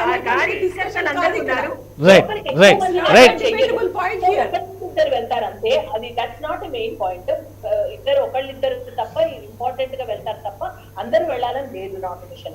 రైట్. ఈరోజు అయినా కరోనా నేపథ్యంలో కొన్ని ఆంక్షలు ఉన్నాయి. నామినేషన్ పత్రాలు తీసుకునేటువంటి రిటర్నింగ్ అధికారుల దగ్గరికి వెళ్లే సమయంలో కూడా కొన్ని ఆంక్షలు ఉన్నాయి. అయితే జనసేన బీజేపీ నాయకులు ఇక్కడ నుంచి ఈ జాగ్రత్త తీసుకోవాలి, మీరు చాలా సమైక్యంగా పోరాడుతున్నారు అనేటువంటి ఇండికేషన్ వచ్చేలా జాగ్రత్త తీసుకోవాల్సినటువంటి పరిస్థితి కనిపిస్తుంది ఈ డిబేట్ లో చూస్తే కనుక. రైట్. శ్రీనివాస్ చౌదరి గారు, మీరు ఏమంటారు? విజయసాయి రెడ్డి గారు చేసిన కామెంట్స్ కానీ తిరుపతి ఎన్నికలకి సంబంధించి ఉప ఎన్నికలకు సంబంధించినటువంటి క్యాంపెయిన్ విషయంలో టీడీపీ నేత అందరికంటే ముందున్నారు, నామినేషన్స్ వేయడంలోనూ ముందున్నారు, అలానే క్యాంపెయిన్లో కూడా ముందే ఉన్నారనేటువంటి సమాచారం వస్తుంది. మీరేం చెప్తారు? మొదట కేసీ గారు మీకు, జనసేన, కాంగ్రెస్, బీజేపీ, వైసీపీ నాయకులందరికీ కూడా నా తరఫున, తెలుగుదేశం పార్టీ తరఫున మొదటి నమస్కారాలు. చాలా లేటుగా అయినా ప్రధాన పక్షానికి టైం ఇచ్చినందుకు సంతోషం. ఎందుకంటే తిరుపతి పార్లమెంట్ అనేది 7 నియోజకవర్గాలతో కూడిన దాదాపు 17,80,000 ఓట్లు కలిగిన పెద్ద నియోజకవర్గం. ఇది ఒక పుణ్యక్షేత్రం, ఇంకొక ఇండస్ట్రియల్ ఏరియా, ఇంకొక హ్యాడ్, రకరకాలుగా ఉన్నటువంటి వ్యవహారం. అయితే ప్రధానంగా ఓసీ సీటు నియోజకవర్గాలు ఉండేది ఒకటి, ఓన్లీ కాళహస్తి. మాకు తిరుపతి, కాళహస్తి, సత్యవేడు ఎప్పుడు కూడా టీడీపీ కంచుకోట. మేము చాలా స్ట్రాటజికల్గా మాట్లాడుతున్నాం. ఎస్సీలు ఈ నియోజకవర్గంలో 20.92% ఉన్నారు. ఎస్టీలు 9.65% ఎస్టీలు ఉన్నారు. మైనార్టీలు 7.8% ఉన్నారు. అంటే టోటల్ 37.85% వైసీపీ ఓట్ బ్యాంక్గా మేము డిసైడ్ చేసుకుంటాం. ఇంకా 62.25% ఉంది. ఎస్టీ ఎస్సీ బీసీలు కాకుండా బీసీలు, ఓసీలు, అదర్స్ కలిపి దాదాపు 62.20% ఉన్నారు. అంటే మేజర్గా గతంలో 16 సార్లు ఎలక్షన్ జరిగితే 12 సార్లు కాంగ్రెస్ వారు గెలిచిన్నారు, 6 సార్లు చింతామోహన్ గారు గెలిచారు, అతను ఇతర పార్టీలు కూడా గెలిచారు. లెక్కలు మన తులసి రెడ్డి గారు చెప్పారు. అయితే ఇక్కడ మేము చెప్పేది ఏంటంటే పాయింట్ ప్రధానంగా పీఆర్పీ 2009లో పోటీ చేసినప్పుడు దాదాపు 16.17% వచ్చింది. అప్పుడు బీజేపీకి 2-3% మాత్రం ఓట్లు వచ్చాయి. ఈరోజు తెలుగుదేశం పార్టీ చాలా ధైర్యంగా దమ్ముగా ముందుకు ఓటేసి ముందే ప్రచారానికి వెళ్తుందంటే 62.20% ఓటర్లు మా చేతుల్లో ఉన్నాం. మేము గెలుపును ముందే చేతుల్లో తీసుకున్నాం. ఎందుకు ధైర్యంగా చెప్తున్నామంటే ఇక్కడ నియోజకవర్గాలన్నీ కూడా 7 నియోజకవర్గాలు కూడా ప్రధానంగా తిరుపతి పుణ్యక్షేత్రం మీద ఇక్కడున్న చుట్టుపక్కల వాతావరణం మీద ఆధారపడి ఉంటారు. స్థానికంగా మాకేందంటే ప్రతి విషయం కూడా కొండ మీద పడే, ఇన్ఫాక్ట్ ఈ నియోజకవర్గాల మీద పడతా ఉంటాయి. ఇప్పుడు చూసాం టీటీడీ జంబో ప్యాక్ తయారు చేశారు. తిరుపతి దేవస్థానంలో ఎన్ని అన్యాయాలు అక్రమాలు జరుగుతుందో చూస్తున్నాం. అదేవిధంగా మనవరం ప్రాజెక్ట్ ఎట్లా వెళ్ళిపోయిందో తులసిరెడ్డి గారు చెప్పారు. అదేవిధంగా ఎక్కడైతే ఇక్కడ ఉన్న ఇండస్ట్రియల్ ఏరియాని కూడా ఎక్కడ వేరే దేశానికి, వేరే రాష్ట్రానికి వెళ్ళిపోయో చూసాము. ఇవన్నీ చూసి పాలక పక్షం మీద భయంకరంగా ప్రజల్లో వ్యతిరేక ధోరణి వచ్చింది. అయితే వీళ్ళు ఒక పార్టీ ఇంకో పార్టీ మీద విసురులు వేసుకోవడం, సెంటర్లు ఏంటంటే ఎలక్షన్ వెళ్ళి సహజం, ఒకరి మీద ఒకరు గెలుపు గుర్రాల కోసం ప్రకటనలు చేస్తారు. స్టాటిస్టికల్గా మాట్లాడితే మాత్రం BJP vote bank TRP vote bank అదే జనసేన ఓట్ బ్యాంక్ అవుతుంది. రెండు, ఏదైతే వైసీపీ ఓట్ బ్యాంక్ మేము గెలుస్తున్నాం అని విరవీగుతున్నారో వాళ్ళ ఓట్ బ్యాంక్తో సహా మీ పర్సెంటేజ్ చెప్పాను. మీరు చూసుకోండి కావాలంటే. ఆఫ్టర్ ఎలక్షన్స్ తర్వాత 100% ప్రభుత్వ వ్యతిరేక ఓట్లు 100% పడతాయి. రెండు, బీజేపీ జనసేన. బీజేపీకి ఈ రాష్ట్రంలో పరిస్థితులు చాలా దారుణంగా ఉన్నాయి. అది వాళ్ళకే తెలుసు, చెప్పక్కర్లా. ప్రధానంగా తిరుపతి బేస్ చేసుకొని తిరుపతి పుణ్యక్షేత్రంలో సాక్షాత్ వెంకటేశ్వర స్వామి సాక్షిగా ఢిల్లీని తలదన్నే రాజధాని నేను నిర్మిస్తానని చెప్పిన మహానుభావుడు మోడీ గారు. ఆ తర్వాత న్యూటర్న్ అంటే శ్రీనివాస్ చౌదరి గారు ప్రభుత్వ వ్యతిరేక ఓటు ఎవరికి పడుతుంది అంటారు మీ విశ్లేషణ ప్రకారం? మీరు ఈక్వేషన్స్ పర్సంటేజ్ అన్ని చెప్తున్నారు కదా. అవుతుంది. నేను స్టాటిస్టికల్ గా చెప్పాను. ప్రతి పర్సంటేజ్ ఎస్టీ ఎస్సీలు ఎంతమంది ఉన్నారు, మైనార్టీలు ఎంతమంది ఉన్నారు, ఓసీలు అదర్స్ ఎంతమంది ఉన్నారు, చాలా క్లియర్ గా మా దగ్గర డేటా ఉంది. దీన్ని బేస్ చేసుకొని ఉద్యోగాలు లేవు మాకు, టీటీడీని అన్నిక్రాంతం చేసేశారు. అదేవిధంగా ఇక్కడ చుట్టుపక్కల మనవరం ప్రాజెక్టులు పోయాయి, పోర్ట్లు పోయాయి, ఇండస్ట్రీలు పోయాయి, ఎయిర్పోర్ట్ దగ్గర ఉన్నటువంటి ఇంటర్నేషనల్ ఎయిర్పోర్ట్ కూడా పోయింది, ఇంటర్నేషనల్ రైల్వే స్టేషన్ కూడా కూర్చింది. ఈ తిరుపతిలో చుట్టుపక్కల నియోజకవర్గాల్లో ఏవి కూడా సామాన్య ప్రజలకు అందుబాటులో లేదు. కాబట్టి ఉద్యోగాలు కూడా ఇండస్ట్రీ కాడ నుంచి ప్రతి ఒక్కరు కూడా బాగా వ్యతిరేకత ఉన్నారు. ఎందుకంటే ఏవైతే ఉందేలగట్టు ప్రాజెక్ట్ వెనుకబడి నిధులు ఏది ఇస్తామన్నారో అవి కూడా బీజేపీ జెండా ఎత్తేసింది. ఇవన్నీ కూడా చూసిన తర్వాత 100% బీజేపీ మీద వ్యతిరేకత జనాల్లో ఉన్నారు. దీని జనసేన మీద ఇంపాక్ట్ అవుతుంది. కానీ టీడీపీ నాయకత్వం, గతంలో టీడీపీ నాయకత్వం టీటీడీ అర్చకులతో ఆడుకున్నటువంటి విధానాన్ని ఈరోజు విజయసాయి రెడ్డి గారు ట్విట్టర్లో చాలా క్లియర్గా చెప్పారు. ఆ కారణం చేత టీడీపీని దగ్గరకు తీసుకునే అవకాశం లేదనేటువంటి వాదన ప్రచారం కూడా జరుగుతుంది. అది మీరు అంగీకరిస్తారా? సార్, విజయసాయి రెడ్డి గారు కూరగాయలు తరుక్కోవడం, ఇంకోరు కూరగాయలు అమ్మడం ఇవన్నీ కరెక్ట్ కాదు సార్. ఎందుకంటే విజయసాయి రెడ్డి గారే A1A2 one of the member. ఇప్పుడు రత్నప్రభా గారు కూడా A9. జగన్మోహన్ రెడ్డి గారి కేసుల్లో జగన్మోహన్ రెడ్డి గారు A1 అయితే రత్నప్రభా గారు A9. చూసుకోండి సార్, మీకు కూడా తెలుసుంటారు. సో ప్రజలు ఎవరు అంత నమ్మే పరిస్థితులు లేరు సార్. దొంగ చేతికి తాళాలు ఇస్తారని నేను అనుకోవడం లేదు. బేసికల్గా మేము జనంలోకి వెళ్తుంటే చాలా స్పష్టంగా చెప్తున్నారు. ఇక్కడ ఏవి కూడా ప్రభుత్వ పరమైన ఏ అంశాలు కూడా ప్రజలకు అందలేదు, ఫలాలు రాలేదు, ఉద్యోగాలు లేవు. ప్రధానంగా ఏదైతే రాష్ట్రానికి అన్యాయం జరిగిందో విభజన సందర్భంగా ఇన్ఫాక్ట్ తిరుపతి మీద ఎక్కువ పడింది. ప్రధానంగా తిరుపతి దేవస్థానంలో జరిగిన అన్ని మత ప్రచారాలు కానీ, దేవుడి మీద జరిగిన అభాండాలు కానీ, అక్కడ అన్ని కొత్త ఆస్తులు అమ్మే విషయంలో కానీ, నగల విషయంలో కానీ, ఉండి విషయంలో కానీ మీకు తెలుసో కేసు గారు మేము స్థానికులు కొండ మీద కూడా వెళ్ళాం. అటువంటి పరిస్థితి ఈరోజు ఏర్పడింది. వైసీపీ వాళ్ళు తిరుపతి దేవస్థానాన్ని గ్రావ్ చేశారు. ఇంకా వెంకటేశ్వరం కూడా గ్రావ్ చేస్తారేమో నాకు తెలియదు. ఎందుకంటే మహానుభావుడు కళ్ళు మూసుకొని చూస్తున్నాడు. ఏ రోజు కళ్ళు చేస్తారో ఏమవుతుందో దేవుడికే తెలియాలి. ఇటువంటి సిచ్యువేషన్లో స్థానికులు కూడా కొండ మీదకి వెళ్ళే పరిస్థితి ఏర్పడతా ఉంది, వెళ్ళలేని పరిస్థితి ఏర్పడతా ఉంది. అంటే దర్శనం టికెట్టు, టోకన్ టికెట్టు ముందే ఆన్లైన్లో బుక్ చేసుకుంటే వీళ్ళు అమ్ముకోని పోగా దేవుణ్ణి కూడా అమ్మకాన్ని పెట్టేశారు. అటువంటి సిచ్యువేషన్లో ఈ 7 జిల్లాల్లో ప్రధానంగా కాలినడకన అదే మొక్కుబడులు పెట్టుకొని కొండగెళ్తారు. ఈ 7 నియోజకవర్గాల్లో ప్రజలు ఎక్కువ మంది సెంటిమెంటల్గా ఫీల్ అవుతారు. మేము కూడా వెళ్ళలేని పరిస్థితి కొండ మీద ఉన్నాం. ఇటు ఉద్యోగాలు లేక, దైవదర్శనాలు లేక, దేవుణ్ణి గాలికి అమ్మేసి రాష్ట్రంలో ఉన్న ఈ 7 నియోజకవర్గాల్ని అపాస్పాలు చేసేస్తున్నారు. ఇటువంటి సిచ్యువేషన్లో ఖచ్చితంగా ప్రజలు ప్రభుత్వానికి బుద్ధి చెప్పాలని నిర్ణయం తీసుకొని ఈరోజు రాష్ట్ర వ్యాప్తంగా ఇది ఒక మంచి మెసేజ్ ఇవ్వడం కోసం ఎవరు రిటర్న్ గిఫ్ట్ ఇస్తారని మీరు ఆచరణలో చూస్తారు. రైట్. తులసిరెడ్డి గారు, ఏంటి ప్రభుత్వ వ్యతిరేక ఓటు మొత్తం ప్రధాన ప్రతిపక్షానికే వెళ్తుందని చాలా కాన్ఫిడెంట్ గా చెప్తున్నారు టీడీపీ ప్రతినిధి. మీరేమంటారు? ఇక్కడ నేను 2 అంశాలు. ఒకటి వచ్చేసి బీజేపీ జనసేన పొత్తు గురించి చెప్పాలా. 2 వచ్చేసి కాంగ్రెస్ మన 2014-19లో ఘోరంగా ఓడిపోయింది కదా తిరుపతి, ఆ నేపథ్యం గురించి చెప్పాలి. ఇక్కడ బీజేపీ జనసేన పొత్తు అంత సవ్యంగా లేదు అనేది ఇది జగమెరిగిన సత్యం. ఇది విజయసాయి రెడ్డి కాదు, మీకు తెలుసు, నాకు తెలుసు, అందరికీ తెలుసు. దీనికి 6 కారణాలు చెప్తాం. ఒక కారణం, ఇటీవల తెలంగాణ ఎమ్మెల్సీ ఎన్నికలప్పుడు పవన్ కళ్యాణ్ గారే ఏం చెప్పింది తెలుసు తెలంగాణ ఎమ్మెల్సీ ఎన్నికల్లో.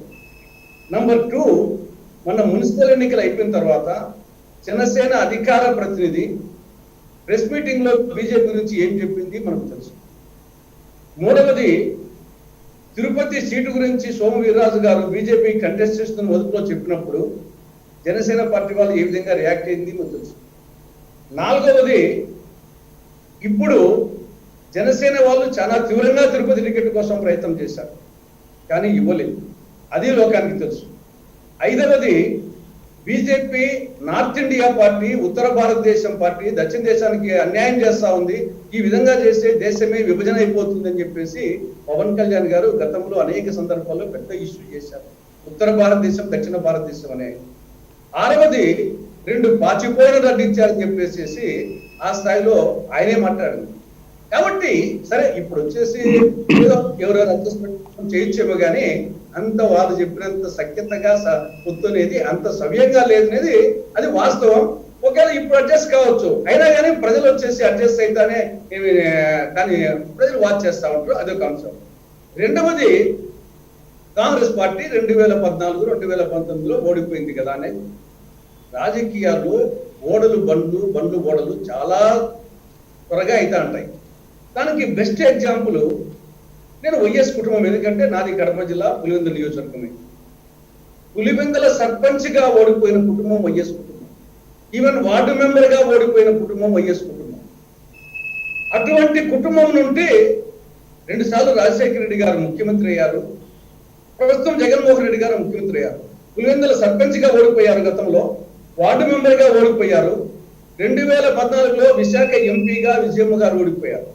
అటువంటి కుటుంబానికి చెందినటువంటి వ్యక్తులు రాజశేఖర రెడ్డి గారు 2 సార్లు ముఖ్యమంత్రి సమైక్య ఆంధ్రప్రదేశ్కు, జగన్మోహన్ రెడ్డి ఇప్పుడు ముఖ్యమంత్రి. కాబట్టి రాజకీయాల్లో బండ్లు ఓడలు బండ్లు చాలా సులభంగా అయిపోతున్నాయి. చంద్రబాబు నాయుడు గారు వచ్చేసి 14 సంవత్సరాల ముఖ్యమంత్రి, చంద్రగిరిలో ఓడిపోయినాడు. ఎన్టీ రామారావు విశ్వవిఖ్యాత నవరస నటసార్వభౌముడు, కల్వకుర్తిలో ఓడిపోయినాడు. కేసీఆర్ ఆయన వచ్చి సిద్దిపేటలో ఓడిపోయినాడు. రాజశేఖర రెడ్డి గారు పిసిసి అధ్యక్షులుగా ఉన్నప్పుడు 2 సార్లు పార్టీ ఓడిపోయింది. రాజశేఖర రెడ్డి గారు పిసిసి అధ్యక్షులుగా ఉన్నప్పుడు 2 సార్లు పార్టీ అధికారంలోకి రాలే. 2 సార్లు అధికారంలోకి వచ్చినప్పుడు డి శ్రీనివాస్ పిసిసి అధ్యక్షుడిగా ఉంది. కాబట్టి రాజకీయాల్లో బండ్లు ఓడలు బండ్లు చాలా అవుతుంటాయి. కాబట్టి ఏదో ఈ రోజు వచ్చేసి అధికారంలో ఉంటానే ఇది శాశ్వతం అనుకోవాల్సిన అవసరం లేదు. వచ్చేసి గతంలో చెప్పామని చెప్పేసి మా తాతలు నెత్తులు తాగారు, మా మూతులు వాసన అంటే అని ఎప్పటికప్పుడు మారుతా ఉంటాయి. అనేక అంశాలు ప్రభావితం చేస్తాయి. ఈ 2 అంశాలను చెప్పదలుచుకున్నాను. రైట్ సుజాత గారు. గురువింద తన కింద ఉన్నటువంటి నలుపుని పాపం గుర్తించలేక తను మొత్తం ఎర్రగా ఉందని చెప్పేసి ఫీల్ అయిపోతూ ఉంటది. ఈరోజు తులసిరెడ్డి గారు చాలా పెద్దవారు, ఎన్నో డిబేట్స్ చేశారు. ఈ రోజు ఆయన కాంగ్రెస్ పార్టీని ఆయన వెనకేసుకు రావడం అలాగే ఉంది. ఈరోజు మాకు చూస్తుంటే వైఎస్ రాజశేఖర రెడ్డి గారు ఎప్పుడూ కూడా పులివెందుల్లో ఓడిపోయి చరిత్ర ఒకసారి తెలుసుకుంటే మంచిది. మీకు చెప్పగలిగేస్తా, కుటుంబంలో ఎవరో అని చెప్పి చెప్తున్నారు, ఎవరో అని విజయమ్మ గారు అయితే విజయమ్మ గారు అయితే నేను కడప గురించి మాట్లాడుతున్నానండి. కడప విజయమ్మ గారు అప్పటి వరకు రాజకీయాల్లోకి అసలు రాలేదండి. ఆమె ప్రజాక్షేత్రంలోకి ఎప్పుడూ రాలేదు. రాజశేఖర రెడ్డి గారు చనిపోయిన తర్వాత మాత్రమే వచ్చారు. ఆవిడ అప్పటి వరకు కుటుంబ జీవితానికి పరిమితమయ్యారు. ఆవిడ పరిమితమైనటువంటి పరిస్థితి అదంతా మనం చూసాం. అది మొన్న జరిగిన చరిత్ర ఎప్పుడో జరిగింది కాదు. రాజశేఖర రెడ్డి గారు పోయిన తర్వాత మాత్రమే ఆవిడ ప్రజా జీవితంలోకి రావడం జరిగింది. ఇవాళ రాజశేఖర రెడ్డి గారు ఎప్పుడూ పులివెందుల్లో ఓటమి పాలైన పరిస్థితి లేదు. జగన్మోహన్ రెడ్డి గారు దాదాపు 5 లక్షల మెజారిటీతో గెలిచిన పరిస్థితి చూసాం. జగన్మోహన్ రెడ్డి గారు పార్టీ పెట్టిన తర్వాత 18 సీట్లు గెలుచుకున్నటువంటి పరిస్థితి చూసాం. ఈరోజు ఎప్పుడో ఏదో జరిగింది పంచాయతీ లెవెల్లో, మండల లెవెల్లో అని చెప్పి ఆయన తృప్తి పడుతున్నారు. పాపం ఆయన తృప్తి ఆయనకే ఉండనిద్దాం మనం.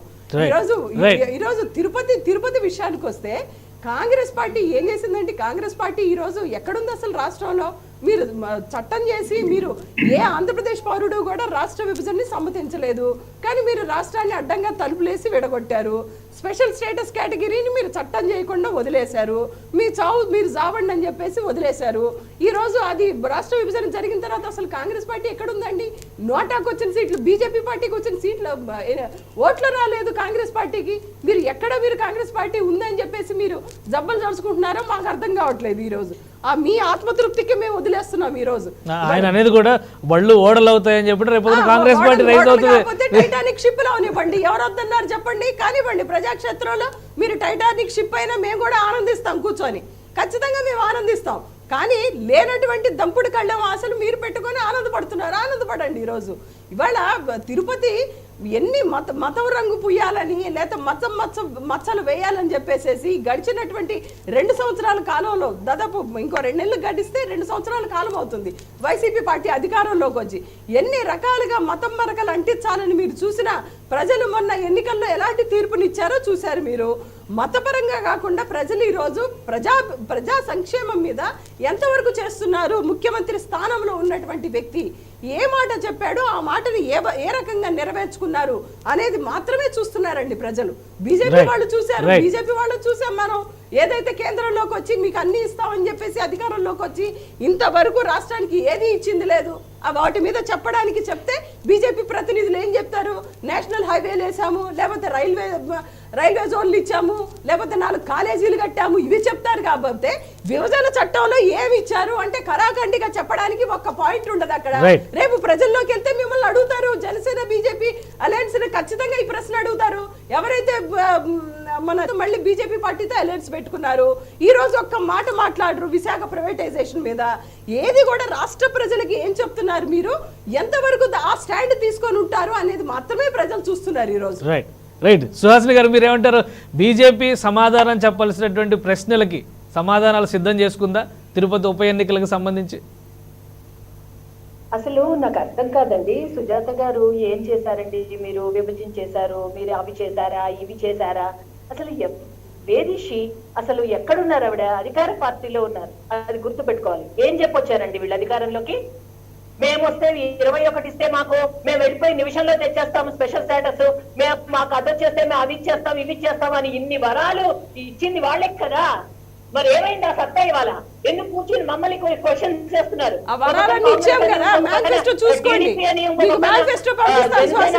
మీకు దమ్ము చెప్తున్నా, మీకు పనిచేయండి. మీ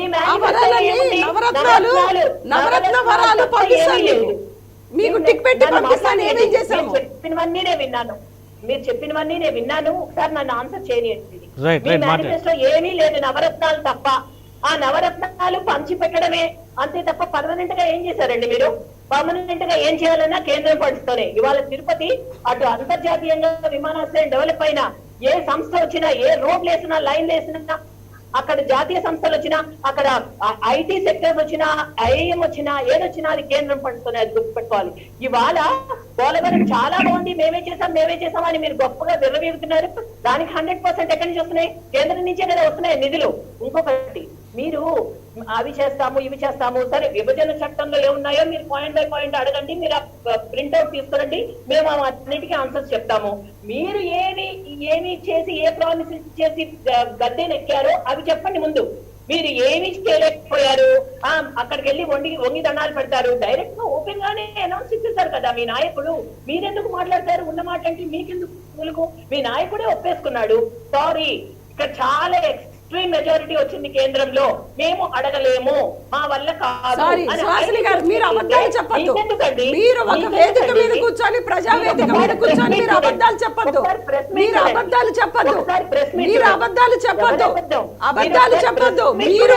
మీరు మా నాయకుడు చెప్పినటువంటి అంశాలని మీరు వక్రీకరిస్తున్నారు. మీరు అబద్ధం చెప్పొద్దు. మా జగన్మోహన్ రెడ్డి గారు, మా ముఖ్యమంత్రి గారు ఏం చెప్పారు? వాళ్ళకి మెజారిటీ వచ్చింది వాస్తవమే, కానీ మేము అడుగుతూనే ఉంటాం, స్పెషల్ స్టేటస్ కేటగిరీ మేము అడుగుతూనే ఉంటాం అని చెప్పారు. మీరేం చెప్పారు? మేము ఇవ్వం. మేము పోలవరానికి కనీసం 6 ప్యాకేజీ ఎన్నోసార్లు అడిగాం, అది ఇవ్వలేదు.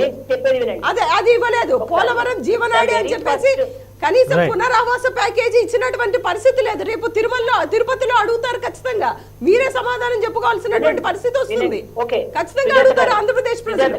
మేము ఒక విషయం, మేము ఏమి ఇవ్వకపోయినా పోలవరం ఆగిపోతుందండి. మీ దానిలోంచి రూపాయి పెట్టరు. ఇప్పటికే మీరు కోటి అప్పులు చేసేసారు.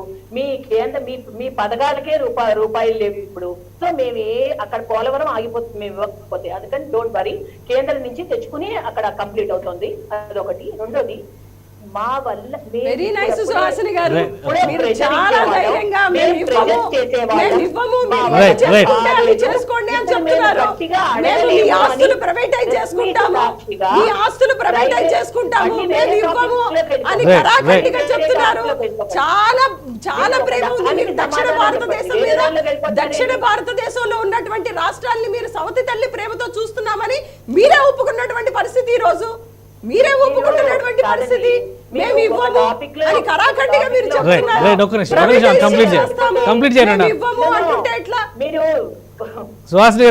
టాపిక్ లో ఉన్నప్పుడు మళ్ళీ వేరే టాపిక్ లోకి వెళ్ళొద్దు. ఇవాళ ఇంకొకటండి, ఇవాళ మన ఇప్పుడు ఇందాక మాట్లాడుతూ అంటున్నారు, వీళ్ళు మాట్లాడితే ఆవిడే సుజాత గారే అన్నారు మతం అని. ఇవాళ ఈ కరడు కట్టుకుపోయిన నాస్తికవాదంతో ఉన్న సిద్ధాంతంతో స్టార్ట్ అయిన డిఎంకే, ద్రావిడ మున్నేట్ర కழகம், స్టాలిన్ ఇవాళ మొత్తం దేవాలయాల బాట ఎందుకు పడుతున్నాడు? దేవాలయాలన్నింటినీ రెనోవేట్ చేస్తానని తన సిద్ధాంతానికి అంటే ఇన్నాళ్ల తర్వాత గుర్తుకొచ్చిందా ఈ దేశానికి ఏం కావాలో? మరి వాళ్ళెందుకు ఆ పార్టీ పాట పాడుతున్నారు? ఇప్పటి వరకు అసలు దేవుడు మాట ఎక్కేవాడు కాదు కదా.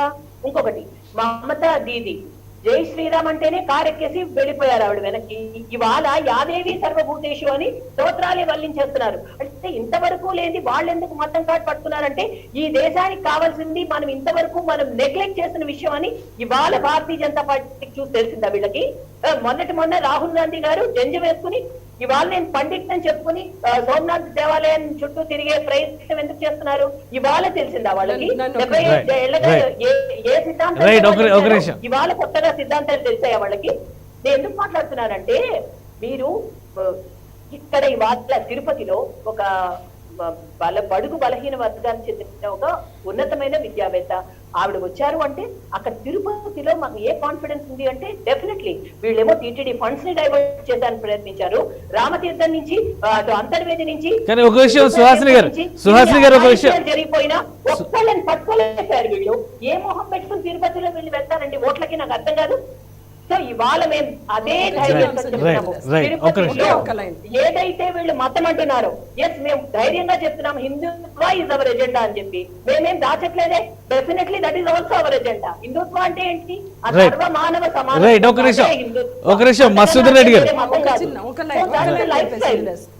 అదే ధైర్యంతో ఇవాళ తిరుపతిలో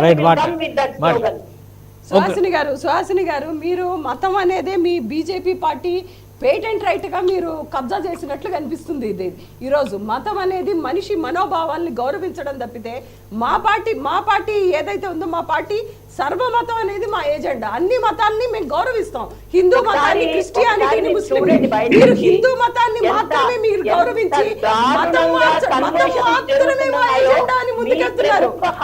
అది మీ విఘ్నత, అది మీ విఘ్నత, మేము ఒప్పుకుంటాం. మతం అనేది బీజేపీ పేటెంట్ రైటా? మీ పేటెంట్ రైటా? మతం అనేది బీజేపీ పార్టీ పుట్టక ముందు నుంచి ఉంది. మతం అనేది మీ పార్టీ పేటెంట్ రైట్ కాదు. అది రైట్. మసూదన్ రెడ్డి గారు మీరేమంటారు? జనసేన పార్టీ బీజేపీ వెంట వెళ్ళేటప్పుడు ప్రత్యేక హోదాకి సంబంధించి కానీ ఈ తిరుపతికి సంబంధించి ఇవ్వాల్సినటువంటి ప్రశ్నలకి సమాధానాలు చెప్పాల్సినటువంటి బాధ్యత కొన్ని ఉంది అనేది మన డిబేట్లో రైజ్ అయింది. మీరేం చెప్తారు దీనికి సంబంధించి? స్పెషల్ స్టేటస్ తెస్తామని చెప్పేసి ఎవరన్నా చెప్పిండేది వైఎస్ఆర్ పార్టీ వాళ్ళు. దీనికోసం ఎంపీలు రిజైన్ చేసింది ఎవరు? ఇంతకుముందు 2018లో వైఎస్ఆర్ పార్టీ వాళ్ళు 21 మంది ఎంపీలు గెలిచారు. గెలిచిన తర్వాత ఇప్పుడు ఏమన్నా దాని గురించి మాట్లాడుతున్నారా? ఇల్లు అన్ని రాష్ట్రాలు ఉద్యమిస్తామని చెప్పారు. అని చెప్పేసి మీరు ఎందుకు తెలియదు? ఇప్పుడు ఊరికే అధికారంలోకి వచ్చే కోసము మీరు కానీ తెలుగుదేశం పార్టీ కానీ కళ్ళబొల్లి కబుర్లు చెప్పి మొత్తం మీరు రాష్ట్ర ప్రజలను మోసం చేస్తున్నారు తప్ప మీరు స్టేటస్ కావాలని చెప్పి సిద్ధశుద్ధితో ఎప్పుడే కానీ మీరు ఇంతవరకు అడిగింది లేదు. మీరు 2018లో రిజైన్ చేశారు.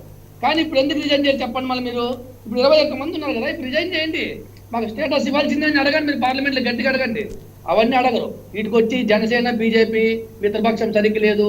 ఇంతకుముందు పెద్దలు తులసిరెడ్డి గారు కూడా చెప్పారు. వాళ్ళు అది సమాధానం చెప్పాలి. తులసిరెడ్డి అన్న, మీరు రాష్ట్రంలో కాంగ్రెస్ పార్టీ మీ పార్టీని డెవలప్ చేసుకునే గురించి ఎక్కువ ఆలోచన చేయకుండా ఎంతసేపు బీజేపీ జనసేన ఏ విధంగా అలయన్స్ సరిగ్గా లేరు దీని గురించే మాట్లాడుతున్నారు. కానీ మొట్టమొదటిగా ఈ రాష్ట్రాన్ని విభజించిన కాంగ్రెస్ పార్టీ చేసినటువంటి చిచ్చ ఇదంతా కూడా. అది మర్చిపోయి ఇప్పుడు ఏదో మీ పార్టీ గురించి ఆలోచన చేయకుండా జనసేన బీజేపీ గురించి మీరు ఎక్కువ ఆలోచన చేస్తున్నారు. అది కలిగేదన్నా మీరు ముఖ్యంగా ఒకటి చేయండి. మీరు చేసిన తప్పుల్ని మీ యొక్క అధ్యక్ష వారి దృష్టికి తీసుకెళ్ళండి, సోనియా గాంధీ గారి దృష్టికి. అది మీ మేనిఫెస్టోలో నెక్స్ట్ పెట్టుకోండి. ఈ రాష్ట్రానికి న్యాయం జరిగే విధంగా పోరాటం చేసేది తీసిపెట్టేసి జనసేన బీజేపీ గురించి మీరు ఎక్కువ ఆలోచన చేస్తున్నారని చెప్పి మీరు మా గురించి ఆలోచన చేసి వదిలేసి మీ పార్టీ డెవలప్ గురించి ఆలోచించాలని చెప్పి మిమ్మల్ని కోరుతా. అదేవిధంగా స్టేటస్ విషయంలో మేము ఒకటే కోరుతా ఉన్నాం. వైఎస్ఆర్ పార్టీ వాళ్ళు ఇప్పుడైనా చిత్తశుద్ధి ఉంటే వాళ్ళు 21 మంది ఎంపీలు రిజైన్ చేయండి. రిజైన్ చేసి మీ చిత్తశుద్ధిని నిరూపించుకోండి. 2018లో కానీ మీరు అధికారంలోకి వచ్చే కోసము ప్రజలకు కల్లిపల్లి కబుర్లు చెప్పి ఏదో మేము సాధిస్తాం, మాకు 20 పైన ఎంపీ సీట్లు ఏంటి, మేము స్టేటస్ చేస్తామని చెప్పి మీరు తెచ్చింది లేదు, పెట్టింది లేదు. ఈ రోజు 21 మంది ఎంపీలు గెలిచారు. మీరు ఏం చేస్తున్నారు చెప్పండి? ఇంతవరకు పార్లమెంట్ లో ఏదో ముక్కుబడిగా అడుగుతా ఉన్నారని తప్ప మీరు దాని గురించి పోరాటం చేసే పాపాన్ని మీరు వెళ్ళలేదు. ఇంకో విషయం చెప్తున్నాం, తిరుపతి పార్లమెంట్ విషయంలో జనసేన బీజేపీ యొక్క మిత్రత్వం గురించి, మా యొక్క కలయిక గురించి మీరు ఏమాత్రం శంకించవలసిన అవసరం లేదు. మేము హ్యాపీగా ఉన్నాం. మేము హైదరాబాద్ లో మన జరిగిన ఎమ్మెల్సీ ఎన్నికల్లో మాజీ ప్రధాని పివి నరసింహారావు గారు తెలుగు అంటే మన యొక్క తెలుగు రాష్ట్రాల్లో ఏకైక ప్రధానమంత్రి పివి నరసింహ గారు. ఓన్లీ ఆమె మీద ఉన్నటువంటి అభిమానంతో మా అధ్యక్షులు వారు ఒక మాట చెప్పారు తప్ప మా మిత్రత్వానికి ఎలాంటి డోకా లేదు, మాకు ఎలాంటి ప్రాబ్లమ్స్ లేవు. అదే విధంగా మన తెలుగుదేశం పార్టీ ఆయన కూడా అంతే పర్సెంటేజ్ పెట్టి చెప్తున్నాడు. ఏమని? బీజేపీ కింద పడింది, జనసేన కింద పడింది, మొత్తం ప్రభుత్వ వ్యతిరేకంగా వచ్చి మాకే పడుతుంది అంటే ఏం ఘనకారాలు చేశారన్న మీరు 2 ఏళ్ళు అయిపోయి మీరు అధికారంలో కోల్పోయి ఇప్పుడు రాష్ట్రంలో ఒక నిమిషం శ్రీనివాస్ చౌదరి కంప్లీట్ చేయండి మీరు మాట్లాడదు కానీ 23 మంది ఎమ్మెల్యేలు చూసుకోండి. 23 మంది ఎమ్మెల్యేలు ప్రధాన ప్రతిపక్షము ప్రజా సమస్యల పైన పోరాటం చేస్తా ఉండేది జనసేన పార్టీ. ఓటు అడిగే హక్కు జనసేన బీజేపీ ఉంది. కానీ మీకు ఎలాంటి శ్రీనివాస్ చౌదరి గారు ఒక సెకండ్ ఆగండి శ్రీనివాస్ చౌదరి గారు ఒక సెకండ్. జనసేన బీజేపీ పట్టం కట్టారు. ఈ రాష్ట్రంలో ప్రధాన శ్రీనివాస్ చౌదరి గారు ఒక్క నిమిషం ఆగండి మీరు మాట్లాడదు కానీ ఒక్క సెకండ్. శ్రీనివాస్ చౌదరి గారు రైట్. శ్రీనివాస్ చౌదరి గారు ఒక సెకండ్ శ్రీనివాస్ చౌదరి గారు ఇద్దరు మాట్లాడితే ఎవరికి అర్థం కాదు. ఒక్క సెకండ్ ఆగండి.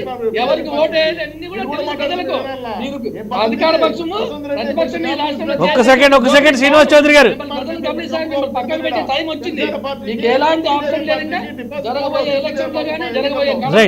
రైట్. ఒక సెకండ్ పవన్ కళ్యాణ్ గారు ప్రజలంతా కూడా శ్రీనివాస్ చౌదరి గారు దయచేసి ఆగండి ఒకసారి. శ్రీనివాస్ చౌదరి గారు ఒక సెకండ్ ఆగండి, మీకు టైం ఇస్తా ఆగండి. మా మిత్రపక్షం కలకాలం వర్ధిల్లుతుంది. మీకు ఇస్తాం సార్, ఇస్తాం అవసరమైతే డిబేట్ ఎక్స్టెండ్ చేస్తాం. ఒక సెకండ్ ఆగండి.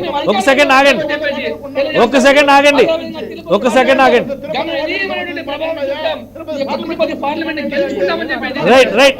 శ్రీనివాస్ చౌదరి గారు మీరు ఒక సెకండ్ చెప్పండి. ముందు బీజేపీ జనసేన కలిసి తిరుపతి పార్లమెంట్ గెలిచే దమ్ముందా? సవాల్ చేయమని చెప్పండి చూద్దాం. అది చెప్పు. అది తెలీదు.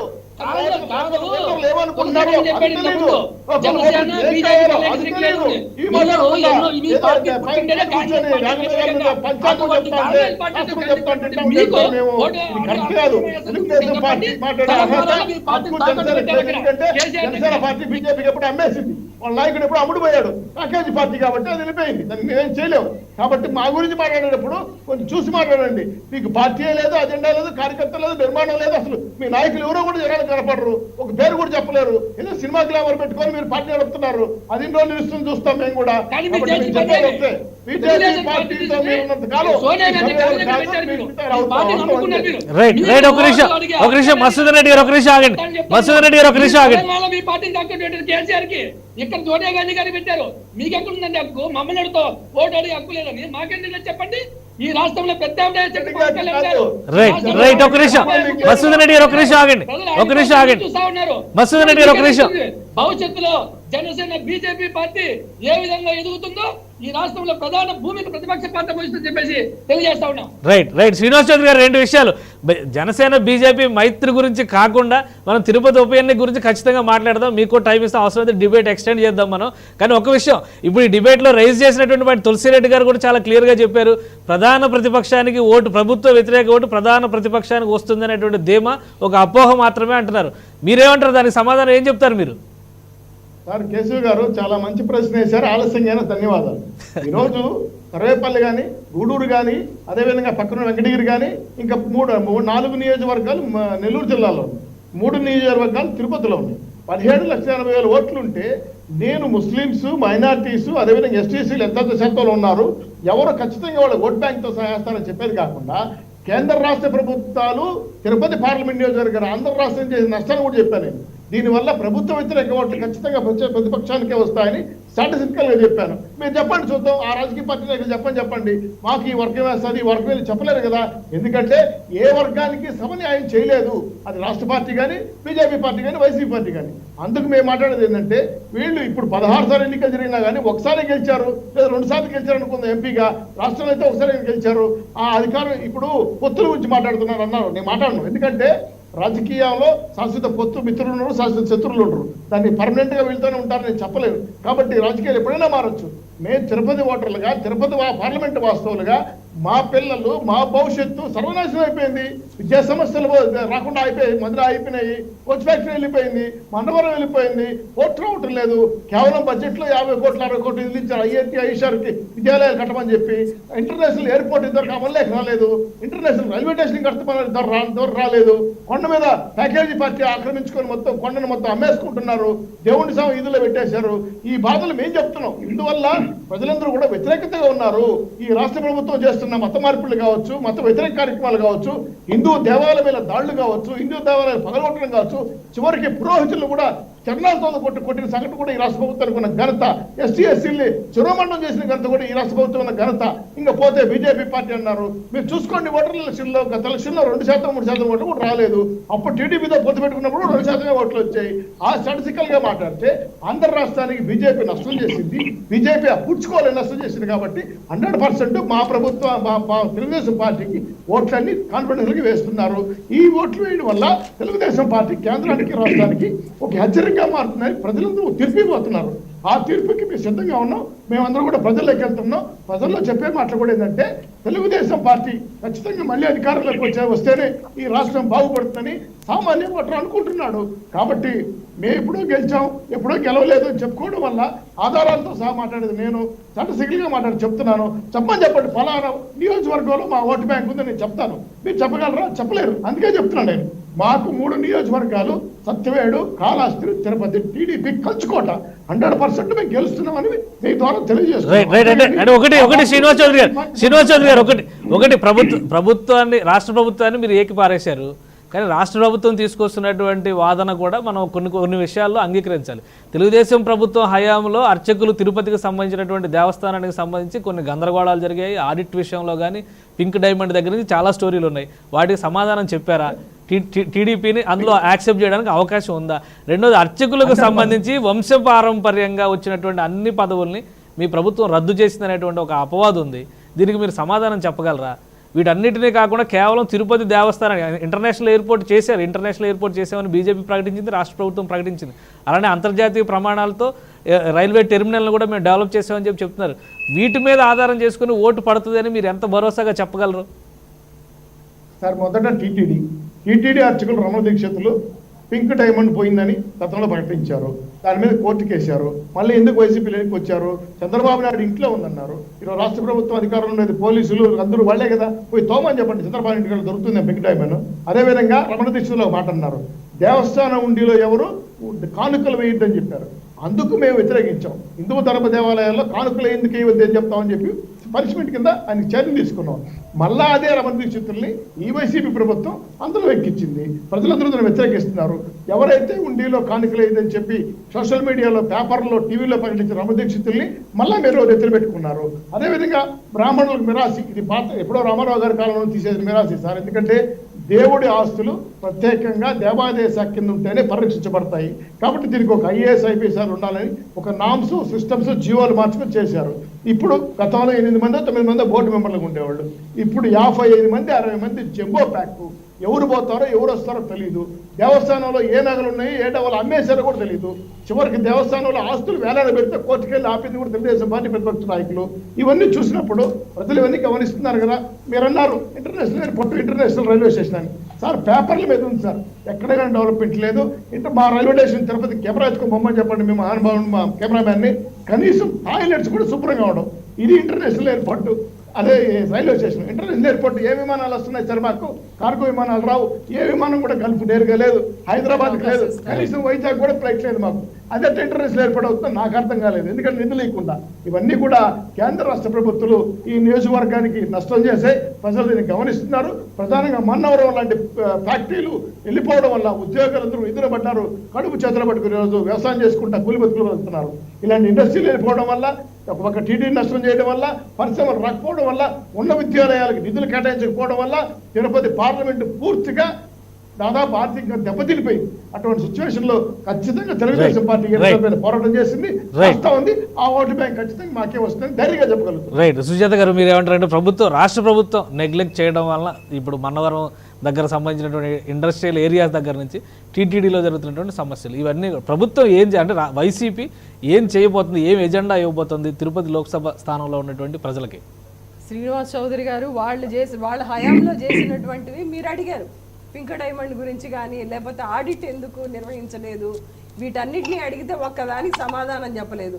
పాపం వాళ్ళ నాయకుడు శ్రీనివాస్ గారు మీరు మాట్లాడిన సేపు నేను క్వైట్గా ఉన్నాను. నాకు సమయం ఇచ్చినప్పుడు నన్ను మాట్లాడివ్వండి. తర్వాత మీరు సమాధానం చెప్పండి. మీరు సమాధానం చెప్పండి. తర్వాత మీరు అడిగిన దానికి మీరు సమాధానం సమయం ఇచ్చినప్పుడు మీరు చెప్పలేకపోయారు. మీరు ఇవాళ మీ నాయకుడు జూమ్ లో పెట్టి అందరు బుర్రలు బద్దలు కొట్టినట్టు మీరు ఇవాళ ఊకదంపుడు ఉపన్యాసం 10 నిమిషాలు ఇచ్చారు ఈ రోజు. కానీ డైరెక్ట్ క్వశ్చన్ శ్రీనివాస్ చౌదరి గారు డైరెక్ట్ క్వశ్చన్ వినండి శ్రీనివాస్ చౌదరి గారు. ఒకే ఒక క్వశ్చన్ అడుగుతున్నాను చెప్పండి. ఒకే ఒక క్వశ్చన్ అడుగుతున్నాను చెప్పండి. శ్రీనివాస్ చౌదరి గారు ఒకే ఒక క్వశ్చన్ అడుగుతున్నాను చెప్పండి.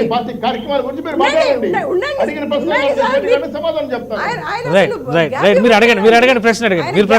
శ్రీనివాస్ చౌదరి గారు ఈ క్వశ్చన్ వినండి. ఎప్పుడైనా ఆడిట్ చేసి మీరు వైట్ పేపర్ రిలీజ్ చేశారా తిరుమల ఆస్తుల మీద కానీ తిరుమలలో ఉన్నటువంటి వాటి మీద? మీరు చెప్పండి. అంత ముందు 14 సంవత్సరాలు ముఖ్యమంత్రిగా చేసినటువంటి అడగనివ్వండి శ్రీనివాస్ గారు, నన్ను అడగనివ్వండి, పూర్తిగా అడగనివ్వండి. తర్వాత మీరు చెప్పండి. క్వశ్చన్ టు ఆన్సర్ మీరు చెప్పండి. అందరూ వింటారు కదా, ప్రజలందరూ వింటారు. ఎప్పుడైనా మీరు వైట్ పేపర్ రిలీజ్ చేశారా? ఆడిట్ కండక్ట్ చేసి తిరుమలలో ఉన్నటువంటి ఆస్తులను కానీ, నగలు కానీ, ఏవైనా వాటికి సంబంధించిన తిరుమల భూములు కానీ ఏవైనా మీరు వైట్ పేపర్ రిలీజ్ చేశారా? ఎన్నోసార్లు 2014 నుంచి 19 వరకు అన్ని వ్యవస్థల మీద మీ నాయకుడు వైట్ పేపర్ రిలీజ్ చేసి పొద్దున ప్రెస్ మీట్ పెడితే అది సాయంత్రానికి అయిపోయేది. జర్నలిస్టులు కింద పడిపోయే వాళ్ళు. ఆ రకంగా మీరు వైట్ పేపర్ రిలీజ్ చేసి ఎన్నో గంటలు ప్రసంగాలు ఇచ్చినటువంటి పరిస్థితిని చూసాం మనం. మీరు తిరుమలలో ఉన్నటువంటి ఆస్తుల మీద కానీ ఎందుకు వైట్ పేపర్ రిలీజ్ చేయలేదు? ఆడిట్ ఎందుకు కండక్ట్ చేయలేదు చెప్పండి. సమాధానం చెప్తారు శ్రీనివాస్ చౌదరి గారు, సమాధానం చెప్పండి. ఆడిట్ ఎందుకు చేయలేదు సమాధానం చెప్పండి. రైట్ మీరు చెప్పండి. మీరు సమాధానం చెప్పండి. అవేమని చెప్పింది? టీటీడీలో ఆస్తులు వైట్ పేపర్ రిలీజ్ చేశారని అడిగారు. ఎత్తుకోండి డేట్తో సహా. 1951 అన్నారావు గారు ఈవోగా ఉన్నంత వరకు ఆయన పూర్తిగా నగలన్నీ కట్టగట్టి లాక్ బుక్ రాసి ఒక్కసోలో భద్రపరిచిన సంఘటన. మేము అధికారంలోకి వచ్చిన 3 సిట్టింగ్ జడ్జీలు కూర్చొని విచారించి నగలు ప్రదర్శన చేయడం జరిగింది. ప్రభుత్వ ఆస్తులు లాక్ బుక్ రాసి వాళ్ళే అధికారులు ఉన్నారు, వాళ్ళ ప్రభుత్వ అధికారం ఉంది, వెళ్ళి చూసుకోమని చెప్పండి. తెలియకుండా దిక్కుమాల ప్రశ్నలు వేస్తే మేము చేసాం. దేవాలయ ఆస్తులు అమ్మేస్తున్నది ప్రభుత్వం, మేము కాదు.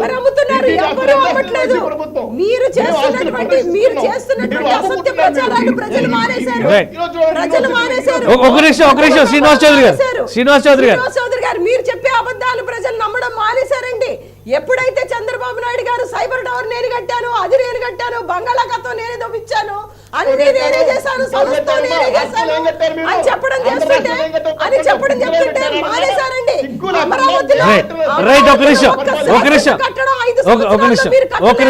మీరు సైబర్ టవర్ మేము కట్టాం అంటారు. తులసిరెడ్డి గారు టీటీడీ ఆస్తులకు సంబంధించి ఒక సెకండ్ సుజాత గారు, తులసిరెడ్డి గారు టీటీడీ ఆస్తులకు సంబంధించి పదే అనేక సందర్భాల్లో చర్చ వచ్చింది. శ్రీనివాస్ చౌదరి గారు ఒక్క సెకండ్ మీరు ఆగండి. ఒక్క సెకండ్ తులసిరెడ్డి గారు మాట్లాడతారు. ఒక్క నిమిషం ఒక్క నిమిషం మొన్న తులసిరెడ్డి గారు మీరేం చెప్తారు? తులసిరెడ్డి గారు మీరేం చెప్తారు? టీటీడీ ఆస్తులకు సంబంధించి పదే చర్చ జరుగుతూనే ఉంది. ప్రభుత్వాలు ఏ ప్రభుత్వాలు ఉన్నా కానీ శ్రీవారి ఆస్తులకు సంబంధించి ఒక భరోసా గానీ భద్రత గానీ ఇచ్చేటువంటి పరిస్థితి లేదు. ప్రతి సందర్భంలోనూ ప్రభుత్వాలు దోషులుగా నిలబడాల్సినటువంటి పరిస్థితి వస్తుంది. ఎందుకు ఇటువంటి పరిస్థితి ఉంది? కేశవ్ గారు, తిరుపతి ఎన్నికల మీద అనేక అంశాలు ప్రభావితం చేస్తాయి. అందులో ప్రధానమైన అంశం వచ్చేసి ప్రత్యేక హోదా. అనేక అంశాల్లో వచ్చేసి నేను చెప్పినట్టు ప్రత్యేక హోదా, ప్యాకేజీ, దుగరాజపట్నము, మన్నవరము, కేంద్ర ప్రభుత్వ ప్రజా వ్యతిరేక విధానాలు, రాష్ట్ర ప్రభుత్వ ప్రజా వ్యతిరేక అన్ని పనిచేసినప్పటికీ ప్రధానమైనది వచ్చేసి ప్రత్యేక హోదా. ఇదే డిసైడింగ్ ఫ్యాక్టర్. ప్రత్యేక హోదాకు సంబంధించి ఎందుకంటే అంత డిసైడింగ్ ఫ్యాక్టర్ నరేంద్ర మోడీ గారు అక్కడ వచ్చేసేసి ఇస్తామని చెప్పారు. కాబట్టి ఇప్పుడు అధికారులకు వచ్చినాక అది ముగిసిన అధ్యాయం అని చెప్పారు. మొన్న కూడా నిత్యానంద రాయ్ గారు ఇది ఇచ్చే క్వశ్చన్ అని చెప్పేసి రీసెంట్ కూడా చెప్పారు. కాబట్టి అది ఒక బీజేపీకి సంబంధించి. టీడీపీకి సంబంధించి వాళ్ళు ఇచ్చే శక్తి లేదు, తెచ్చే శక్తి లేదు. వాళ్ళు పోరాటం చేయగలరు, కానీ ఇచ్చే శక్తి, తెచ్చే శక్తి లేదు. గతంలో ఆల్రెడీ అధికారంలో ఉన్నారు. అదేవిధంగా వైకాపా పార్టీకి వాళ్ళకి ఇచ్చే శక్తి లేదు, తెచ్చే శక్తి లేదు. వాళ్ళు కూడా పోరాటం చేయొచ్చు, కానీ వాళ్ళకి ఇచ్చే వాళ్ళు కాదు, తెచ్చే వాళ్ళు కాదు. ఇది ఏమి జరిగినా గానీ కాంగ్రెస్ తోనే జరగాల. ఎందుకంటే ఇది కేంద్ర ప్రభుత్వం ఇవ్వాల్సింది. ఇమీడియట్ గా మాతో ఇమీడియట్ గా ఇస్తుంటే అది కూడా కాదు. మేము కాంగ్రెస్ పార్టీ గెలిస్తే డెఫినెట్ గా వచ్చేసి బీజేపీ థింక్ చేస్తుంది వన్స్. ఎందుకంటే బీజేపీ ప్రాంతీయ పార్టీ గురించి లెక్క చేయదు వాళ్ళు. ఎందుకంటే ఇక్కడ దోస్తి అక్కడ ఒక విషయం తులసిరెడ్డి గారు ఇందా సుజాత్ గారు చాలా స్పష్టంగా చెప్పారు. మీరు ఆ రోజు ప్రత్యేక హోదాని చట్టంలో పెడితే కాంగ్రెస్ పార్టీ చట్టంలో పెడితే అసలు ఈ సమస్య ఉండేది కదా. ఆ రోజు తప్పు చేసింది కూడా కాంగ్రెస్ పార్టీనే కదా. మీకు ఎందుకు ఎడ్జ్ ఇవ్వాలి? ఏపీ తప్పు వచ్చేసి దీంట్లో ఒక సిపిఎం తప్ప అందరూ లేఖలు ఇచ్చిన వాళ్ళే. అందులో లాస్ట్ యాక్సెప్ట్ చేసింది మేము. ఫస్ట్ వచ్చేసి రాష్ట్రాన్ని డివైడ్ చేయమని చెప్పి ఫస్ట్ ఒక ఓటు 2 రాష్ట్రాలకు ఫస్ట్ లేఖ ఇచ్చి 96లో బీజేపీ వాళ్ళు. తర్వాత 2008లో టీడీపీ, 2012లో టీడీపీ చంద్రబాబు నాయుడు గారు, 2012లో జగన్ ఇచ్చారు. మాది వచ్చేసి 2014లో 2013లో మేము ఇచ్చాం అందరికన్నా లాస్ట్ లో. కాబట్టి ఒక సిపిఎం తప్ప అందరూ ఒకేలా తప్పు అనుకుంటే అందరూ తప్పు చేసిన వాళ్ళే.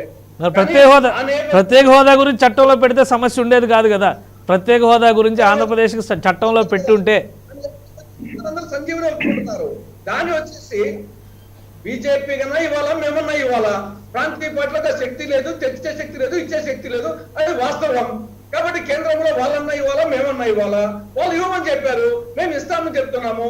ఏఐసిసి తీర్మానం చేశాము, సిడబ్ల్యూసి తీర్మానం చేశాము. వాళ్ళు ఇమ్మీడియట్ గా ఇస్తామంటే ఇప్పుడు కూడా కాదు. ఎందుకంటే మేము అధికారంలో ఇప్పుడు ఇది ఒకటి గెలిచినా కాము. కానీ మేము గెలిస్తే డెఫినెట్ గా బీజేపీ థింక్ అవుట్ చేస్తుంది.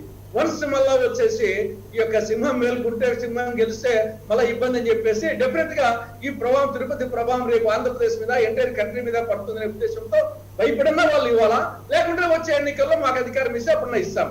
కాబట్టి తిరుపతి అనేది ప్రధానంగా వచ్చేసి కాంగ్రెస్ గెలుపు, తిరుపతిలో కాంగ్రెస్ గెలుపు, ఆంధ్రప్రదేశ్ ప్రగతికి మలుపు. రైట్. సుహాసిని గారు మీరేం చెప్తారు? ఇప్పుడున్న పరిస్థితుల్లో ప్రత్యేక హోదానే ప్రధానమైనటువంటి ఎజెండాగా తిరుపతి ఎన్నికల్లో నిలబడుతున్న తులసిరెడ్డి గారి వాదనని అంగీకరిస్తారా మీరు? చాలా పొరపాటు అండి అది. ప్రత్యేక హోదా అసలు ఇవాళ కాంగ్రెస్ కాదు, నేను నిజంగా చెప్తాను, పెద్దవారు వారు కాంగ్రెస్ వచ్చినా ఇవ్వలేదు. ఎందుకంటే ప్రత్యేక హోదా కన్నా ప్యాకేజ్ చాలా ఎక్కువ. అది package is the best package. అందులోనూ తిరుపతి స్మార్ట్ సిటీగా ఆల్రెడీ అనౌన్స్ అయ్యి 1 ఆఫ్ ద 4 సిటీస్ లో విజయవాడ, విశాఖ, తిరుపతి, కాకినాడ స్మార్ట్ సిటీగా చాలా హెడ్ ఉంది వాళ్ళ తిరుపతి. సో ఇది ఎప్పుడో 2014 మేనిఫెస్టోని 2019లో సమాధానం చెప్పేశారు ప్రజలు. 2019 మేనిఫెస్టో గురించి మనం మాట్లాడుకోవాలి. అసలు ప్రజల్లో ఎక్కడా లేదు. హోదాని మించిన ప్యాకేజీలోనే ఉన్నాం మనం ఇవాళ. మళ్ళీ ఎక్కడికో వెనక్కి వెళ్ళిపోదాము, నార్త్ ఈస్టర్న్ స్టేట్స్ కి ఏం ఒరిగింది అది ఇది అని. వీళ్ళను చాలా వీళ్ళకి కొంతకాలం ఫ్రెండ్లీగా ఉన్నారు కదా తెలుగుదేశం పార్టీతో. చంద్రబాబు నాయుడు గారే చాలా సీరియస్ వార్నింగ్ ఇచ్చారు. ఎవరికి అర్థం కాకపోతే ఎట్లాగా. అందరూ కాంగ్రెస్ రావడానికి అసలు లీడర్షిపే లేదండి. వాళ్ళు అసలు కనుమరుగైపోయిన పరిస్థితిలో ఉంది కాంగ్రెస్. సరే ఓకే, వాళ్ళకున్న వాళ్ళ కాన్ఫిడెన్స్ వాళ్ళది. కానీ ఇవాళ తిరుపతి అందులోనూ ఒకటి భారతీయ జనతా పార్టీ విషయంకి వచ్చేసరికి చరిత్ర చెప్తున్నారు వీళ్ళు. చరిత్రనే తిరగరాసిన చరిత్ర మాది. కాబట్టి చరిత్రను అనవసరం ఇక్కడ అని చెప్పి మా అభిప్రాయము. అండ్ ఇంకొక పాయింట్ ఏంటంటే, ఈ గత ప్రభుత్వం టీడీపీ 5 years ఉంది. అది ఇవాళ ఒక టీడీపీ వచ్చినా పెద్ద మార్పు ఉండదు. వీళ్ళు చేయగలిగింది ఏం లేదు. కానీ ఒకటి ప్రధానమంత్రి ఆ రోజు ప్రధానమంత్రి 2014 ఎన్నికల సమయంలో ప్రధానమంత్రి అక్కడి నుంచి హామీ ఇచ్చారు. తిరుపతి ఎవరైతే శ్రీనివాసుడి పాదాల చెంత నుంచి, బాలాజీ పాదాల చెంత నుంచి నేను ప్రత్యేక హోదా ఇస్తాను అని చెప్పని హామీ ఇచ్చారనే మాట పదే పదే చర్చకు వస్తుంది. దీన్ని ఎలా ఆన్సర్ చేస్తుంది బీజేపీ? చర్చకి అదే అంటే దానినే క్లియర్ గా హోదా అంటే ఏంటండి, మీకు మనం ఎన్నోసార్లు మాట్లాడుకున్నాం. జనరల్ కేటగిరీ అంటే 60-40%. 60-40% లో లేమండి. ప్రత్యేక హోదాలో ఏదైతే 90-10, 90-10 అంటే ఆ డిఫరెన్స్ ఆఫ్ 30% ఏదైతే ఎక్స్ట్రా రావాలో, అంటే హోదా ఇస్తే ఏదైతే ఎక్స్ట్రా వచ్చే 30% అది కేంద్రం ఇస్తానని ఒప్పుకుంది. అంటే పేరు లేదు కానీ హోదా కన్నా ఎక్కువనే మనకి శాంక్షన్ అవుతున్నాయి. కానీ ఇక్కడే అది ఏమవుతుందంటే ఇంకొకటి వైసీపీ 21 కాక ఇంకొకటి ఎక్స్ట్రా అవుతుంది అంతే. ఇప్పుడు వీళ్ళు చేసేది ఏం లేదు, టీడీపీ వచ్చినా చేసేది ఏం లేదు. ఎందుకంటే గతంలో మనం చూసాం టీడీపీ, ఇప్పుడు వైసీపీ. ఇప్పుడు వీళ్ళిద్దరైతే మాకు అది లేదు ఇది లేదని డ్రామాలు ఆడుతున్నారు. కానీ మా ప్రభుత్వమే ఉంది కేంద్రంలో, మేమే డ్రామాలు ఆడలేము. వీ హ్యావ్ ద గట్స్, మాకు దమ్ ఉంది. మేము కేంద్రం నుంచి ఇవాళ ఆంధ్రప్రదేశ్ కి ఖచ్చితంగా పార్లమెంట్ లో మేము ఫైట్ చేసి ఆంధ్రప్రదేశ్ కి, నాట్ ఓన్లీ తిరుపతికే కాదు ఆంధ్రప్రదేశ్ కి కావాల్సినవి కూడా ఖచ్చితంగా తీసుకొస్తాము అని ఛాలెంజ్ తో వీఆర్ ఛాలెంజింగ్. ఇవాళ ఆంధ్రప్రదేశ్ ప్రజలు ఒకటే అనుకుంటారు, అందరికీ అవకాశం ఇచ్చారు. ఎస్, ఇవాళ ఒక అవకాశం ఇస్తే కదా మనం ప్రశ్నించవచ్చు భారతీయ జనతా పార్టీని అని వాళ్ళ ఊహలో ఉంది. సో ఖచ్చితంగా అందులోనూ తిరుపతి వేదికగా ఒకసారి కనుక ఒక ఎడ్యుకేటెడ్ లేడీగా ఒక రత్నప్రభ గారికి ఇస్తే కనుక డెఫినెట్లీ అది ఆవిడకి ఇచ్చినట్టే కాదు, భారతీయ జనతా పార్టీ. కానీ శ్రీనివాస్ చౌదరి గారు ఇందాక ఒక కంపారిజన్ తీసుకొచ్చారు. ఆయన ఏ1 ఏ9 అంటూ ఒక కంపారిజన్ తీసుకొచ్చారు. మరి అటువంటి ప్రచారం థ్యాంక్స్ ఫర్ ఒకసారి గుర్తు చేసినందుకు. ఇందాకనే నేను చెప్దాం అనుకున్నా కానీ మాటకు అడ్డు రాకూడదని నేను మాట్లాడలేదు. చాలా తప్పండి. వారు ఒక అందులోనూ ఒక మహిళ పైన అభియోగం అన్నది ఉన్నా అది క్లియర్ అయిపోయింది. సో ఎంతో కష్టపడి ఆవిడ, అందులోనూ ఒక బలహీన వర్గం మాదిగ వర్గానికి చెందిన ఒక ఆవిడ అంత కష్టపడి ఐఏఎస్ అయ్యి ఎంతో ఒడిదుడుకుల్ని ఆవిడ ఎదుర్కొని సక్సెస్ఫుల్ గా ఆవిడ టెన్యూర్ ని కంప్లీట్ చేసి ఆవిడ వాళ్ళ ఒక పార్లమెంటరీ టికెట్ తెచ్చుకున్న ఆవిడ. అభియోగం ఉండొచ్చు, చాలా మంది పైన ఉంటుంది, కానీ అది ఎప్పుడో కోర్టు కొట్టివేసేసింది. ఇవాళ అది చాలా తప్పండి. ఆ అభియోగం అక్యూజ్డ్ ఏ9 ఏ8 అని ఆవిడ పైన మాట్లాడడం కూడా కరెక్ట్ కాదు. ఎందుకంటే ఎవ్రీథింగ్ ఇస్ క్లియర్డ్. అది అభియోగాలు అనేవి ఇప్పుడు చాలా ఉన్నాయి. అయితే స్టేస్ ఉన్నాయి. మనం మాట్లాడుతున్నామా, చంద్రబాబు నాయుడు గారికి ఎన్నో స్టేస్ ఉంది కూడా ఆవిడ. ఈయన ఇక్కడ డైరెక్ట్ గా జగన్మోహన్ రెడ్డి గారు మాటకొస్తే ఎన్నో విషయాల్లో ఏ1 ఏ2 డైరెక్ట్ ఎక్యూజ్, కానీ ఆయన ఇవాళ ముఖ్యమంత్రిగా ఉన్నారు. సో ఇవాళ కేసెస్ ఇంకా వాళ్ళు ఎదుర్కొంటున్నారు.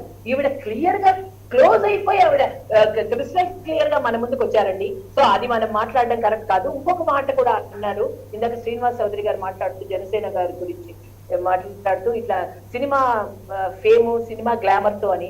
అది టీడీపీ సినిమా గ్లామర్ తోనే కదండి, మహానటుడు తారక రామారావు గారి సినిమా గ్లామర్ అలాగా అండర్ ఎస్టిమేట్ గా మాట్లాడితే ఎట్లా అండి? సో మిమ్మల్ని మీ పైన మీరే గొంతు చల్లుకున్నట్టు అవుతుంది. దయచేసి సినిమా గ్లామర్ అయినా ఏదైనా సరే వాళ్ళ ఒకటి వాళ్ళు అందులో ఉన్నారనుకోండి, డెఫినెట్లీ వాళ్ళు పొలిటికల్ గా వాళ్ళు ఎంతవరకు చేస్తే అదే ప్రజలు చూస్తారు. చిరంజీవి గారి విషయంలో చూసారు, ఎంత గ్లామర్ పని చేయలేదు. ఎవరైనా ఓటు వేసారా? అందుకని glamour is entirely different from leadership quality. So ప్రజలు చాలా వివేకంతో ఉన్నారు. ఎవరికి ఓటేస్తే వాళ్ళకి ఆంధ్రప్రదేశ్ ఏ విధంగా ప్రయోజనం జరుగుతుంది అన్నది వాళ్ళకి తెలుసు. కాబట్టి ఖచ్చితంగా ఈ విషయంగా సుజాత గారు మీరేమంటారు? సుహాసిని గారు చెప్పినటువంటి వాదంతో మీరు ఏకీపిస్తారా? ప్రత్యేక హోదా అనే అంశం కంటే కూడా ఆంధ్రప్రదేశ్ లో బీజేపీకి ఒక అవకాశం ఇవ్వాలనేటువంటి ప్రజల ఆలోచన ఆ విధంగా ఉంది అనేదాన్ని మీరు అంగీకరిస్తారు? బీజేపీ పార్టీకి రాష్ట్రం విడగొట్టినప్పుడు కూడా వాళ్ళకి ఇక్కడ పెద్ద ప్రజా ప్రాతినిధ్యం ఏమీ లేదండి. కానీ వాళ్ళు మీరు విడగొడతారా లేదా మేము విడగొట్టేసేస్తామని చెప్పి కరాఖండిగా వాళ్ళు రాష్ట్రాన్ని విభజించడం జరిగింది. ఆ రోజు ఇవాళ తులసిరెడ్డి గారు చెప్తున్నారు, ఇచ్చేది మేమే తెచ్చేది మేమే, బీజేపీ కానీ కాంగ్రెస్ కానీ మేమిద్దరమే ఇవ్వాలి, మేమిద్దరమే చేయాలి. కానీ ప్రజలు ఎలా చూస్తున్నారంటే ఇచ్చినట్టు ఇచ్చి దాచేసేది కూడా మీరిద్దరే, ఇచ్చినట్టు ఇచ్చి దాచేసింది కూడా మీరిద్దరే, కాంగ్రెస్ పార్టీ బీజేపీ. అది ప్రజలందరికీ అర్థమైంది. ఇవాళ ప్రజాక్షేత్రంలో అటు బీజేపీ కానీ కాంగ్రెస్ కానీ ఉన్నటువంటి పరిస్థితి లేదు. ఏ ఒక్క ప్రజాప్రతినిధులు కూడా లేరు ఇక్కడ. ఎందుకు లేదంటే ఇచ్చినట్టు ఇచ్చి దాచేసింది దోచేసింది కూడా మీరే.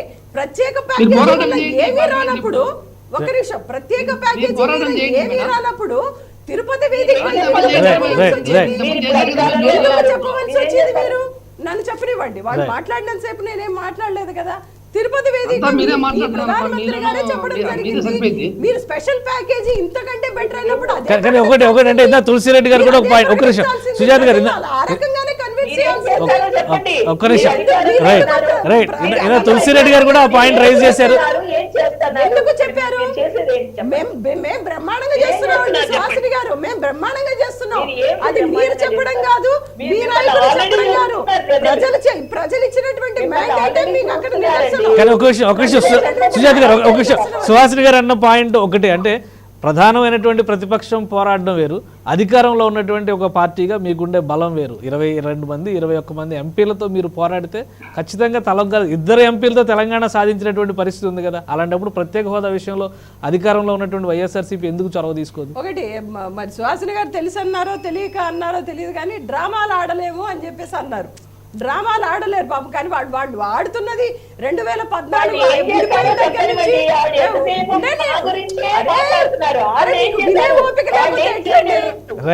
సుహాసిని గారు మీరు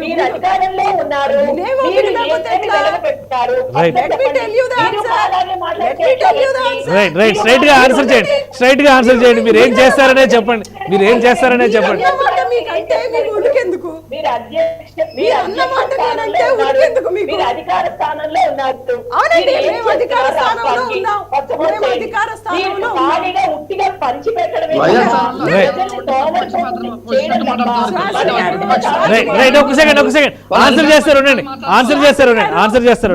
మీరు అన్నమాట నేనంటే మీకు ఉలికెందుకు నాకు అర్థం కాదు. వెనుకబడిన ప్రాంతానికి ఇవ్వాల్సిన ప్యాకేజీ ఇచ్చారా? స్పెషల్ స్టేటస్ కేటగిరీ మేము ఇవ్వమన్నారు. వెనుకబడిన ప్రాంతాలకు ఇవ్వవలసినటువంటి కేపీకి ప్యాకేజీ విభజన చట్టంలో పెట్టారు, అది ఇచ్చారు. 2019లో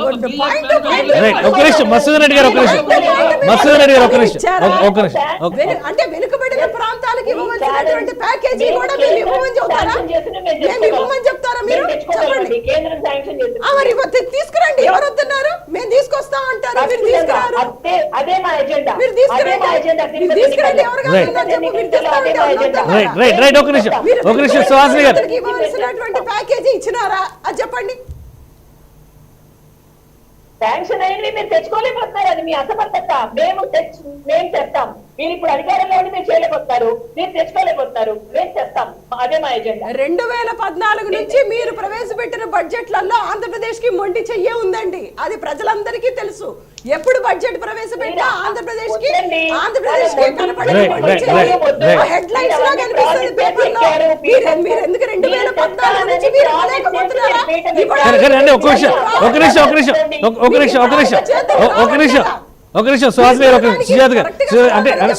సుహాసిని గారి క్వశ్చన్ కానీ మధుసూదన్ రెడ్డి గారు అడుగుతుంది కానీ ఒకటే స్ట్రైట్ గా, అంటే అధికారంలో ఉండి ఆల్రెడీ ప్రజాప్రతినిధుల బలం ఉండి వైసీపీ ఏం చేస్తుంది? దీనికి సంబంధించి ఆన్సర్ ఏమైనా ఉందా స్ట్రైట్ గా? రాష్ట్రానికి రావాల్సిన ఏదైతే స్పెషల్ కేటగిరీ ఏదైతే ఉందో తులసిరెడ్డి గారు చెప్పినట్టు ఆ రెండు పార్టీలు ప్రధాన జాతీయ పార్టీలు నిర్ణయించాల్సినటువంటి అంశం.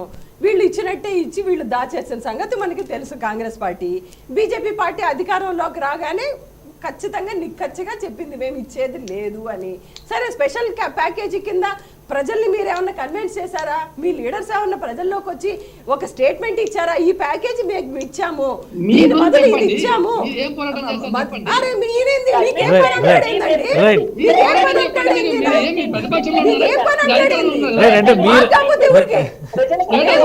సమాధానం చెప్పాల్సింది.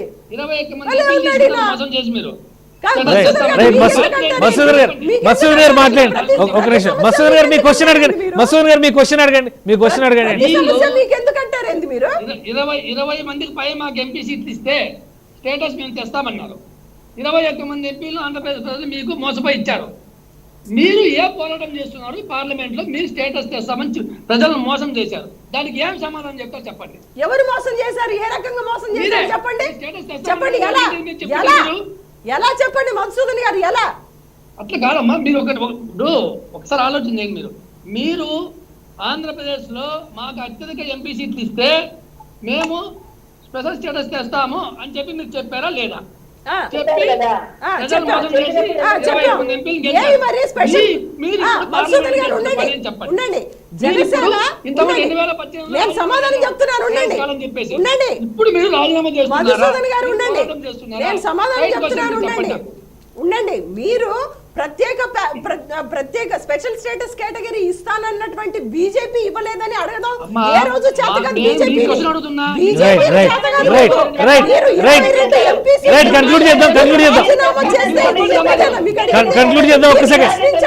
పుట్టినటువంటి పార్టీ ఇది, ప్రశ్నించడానికే పుట్టినటువంటి పార్టీ. ఏనాడన్నా బీజేపీ అడిగారా? ఏనాడన్నా బీజేపీ అడిగినావా? మీ పార్టీ గాని మీ నాయకుడు గాని ఏనాడన్నా బీజేపీ పార్టీ అడిగినారా? ఒక సెకండ్ శ్రీనివాస్ చౌదరి గారు స్పెషల్ స్టేటస్ చెప్పండి. ఒక సెకండ్ శ్రీనివాస్ చౌదరి గారు శ్రీనివాస్ చౌదరి గారు మీరేం చెప్తారు స్పెషల్ స్టేటస్ విషయంలో?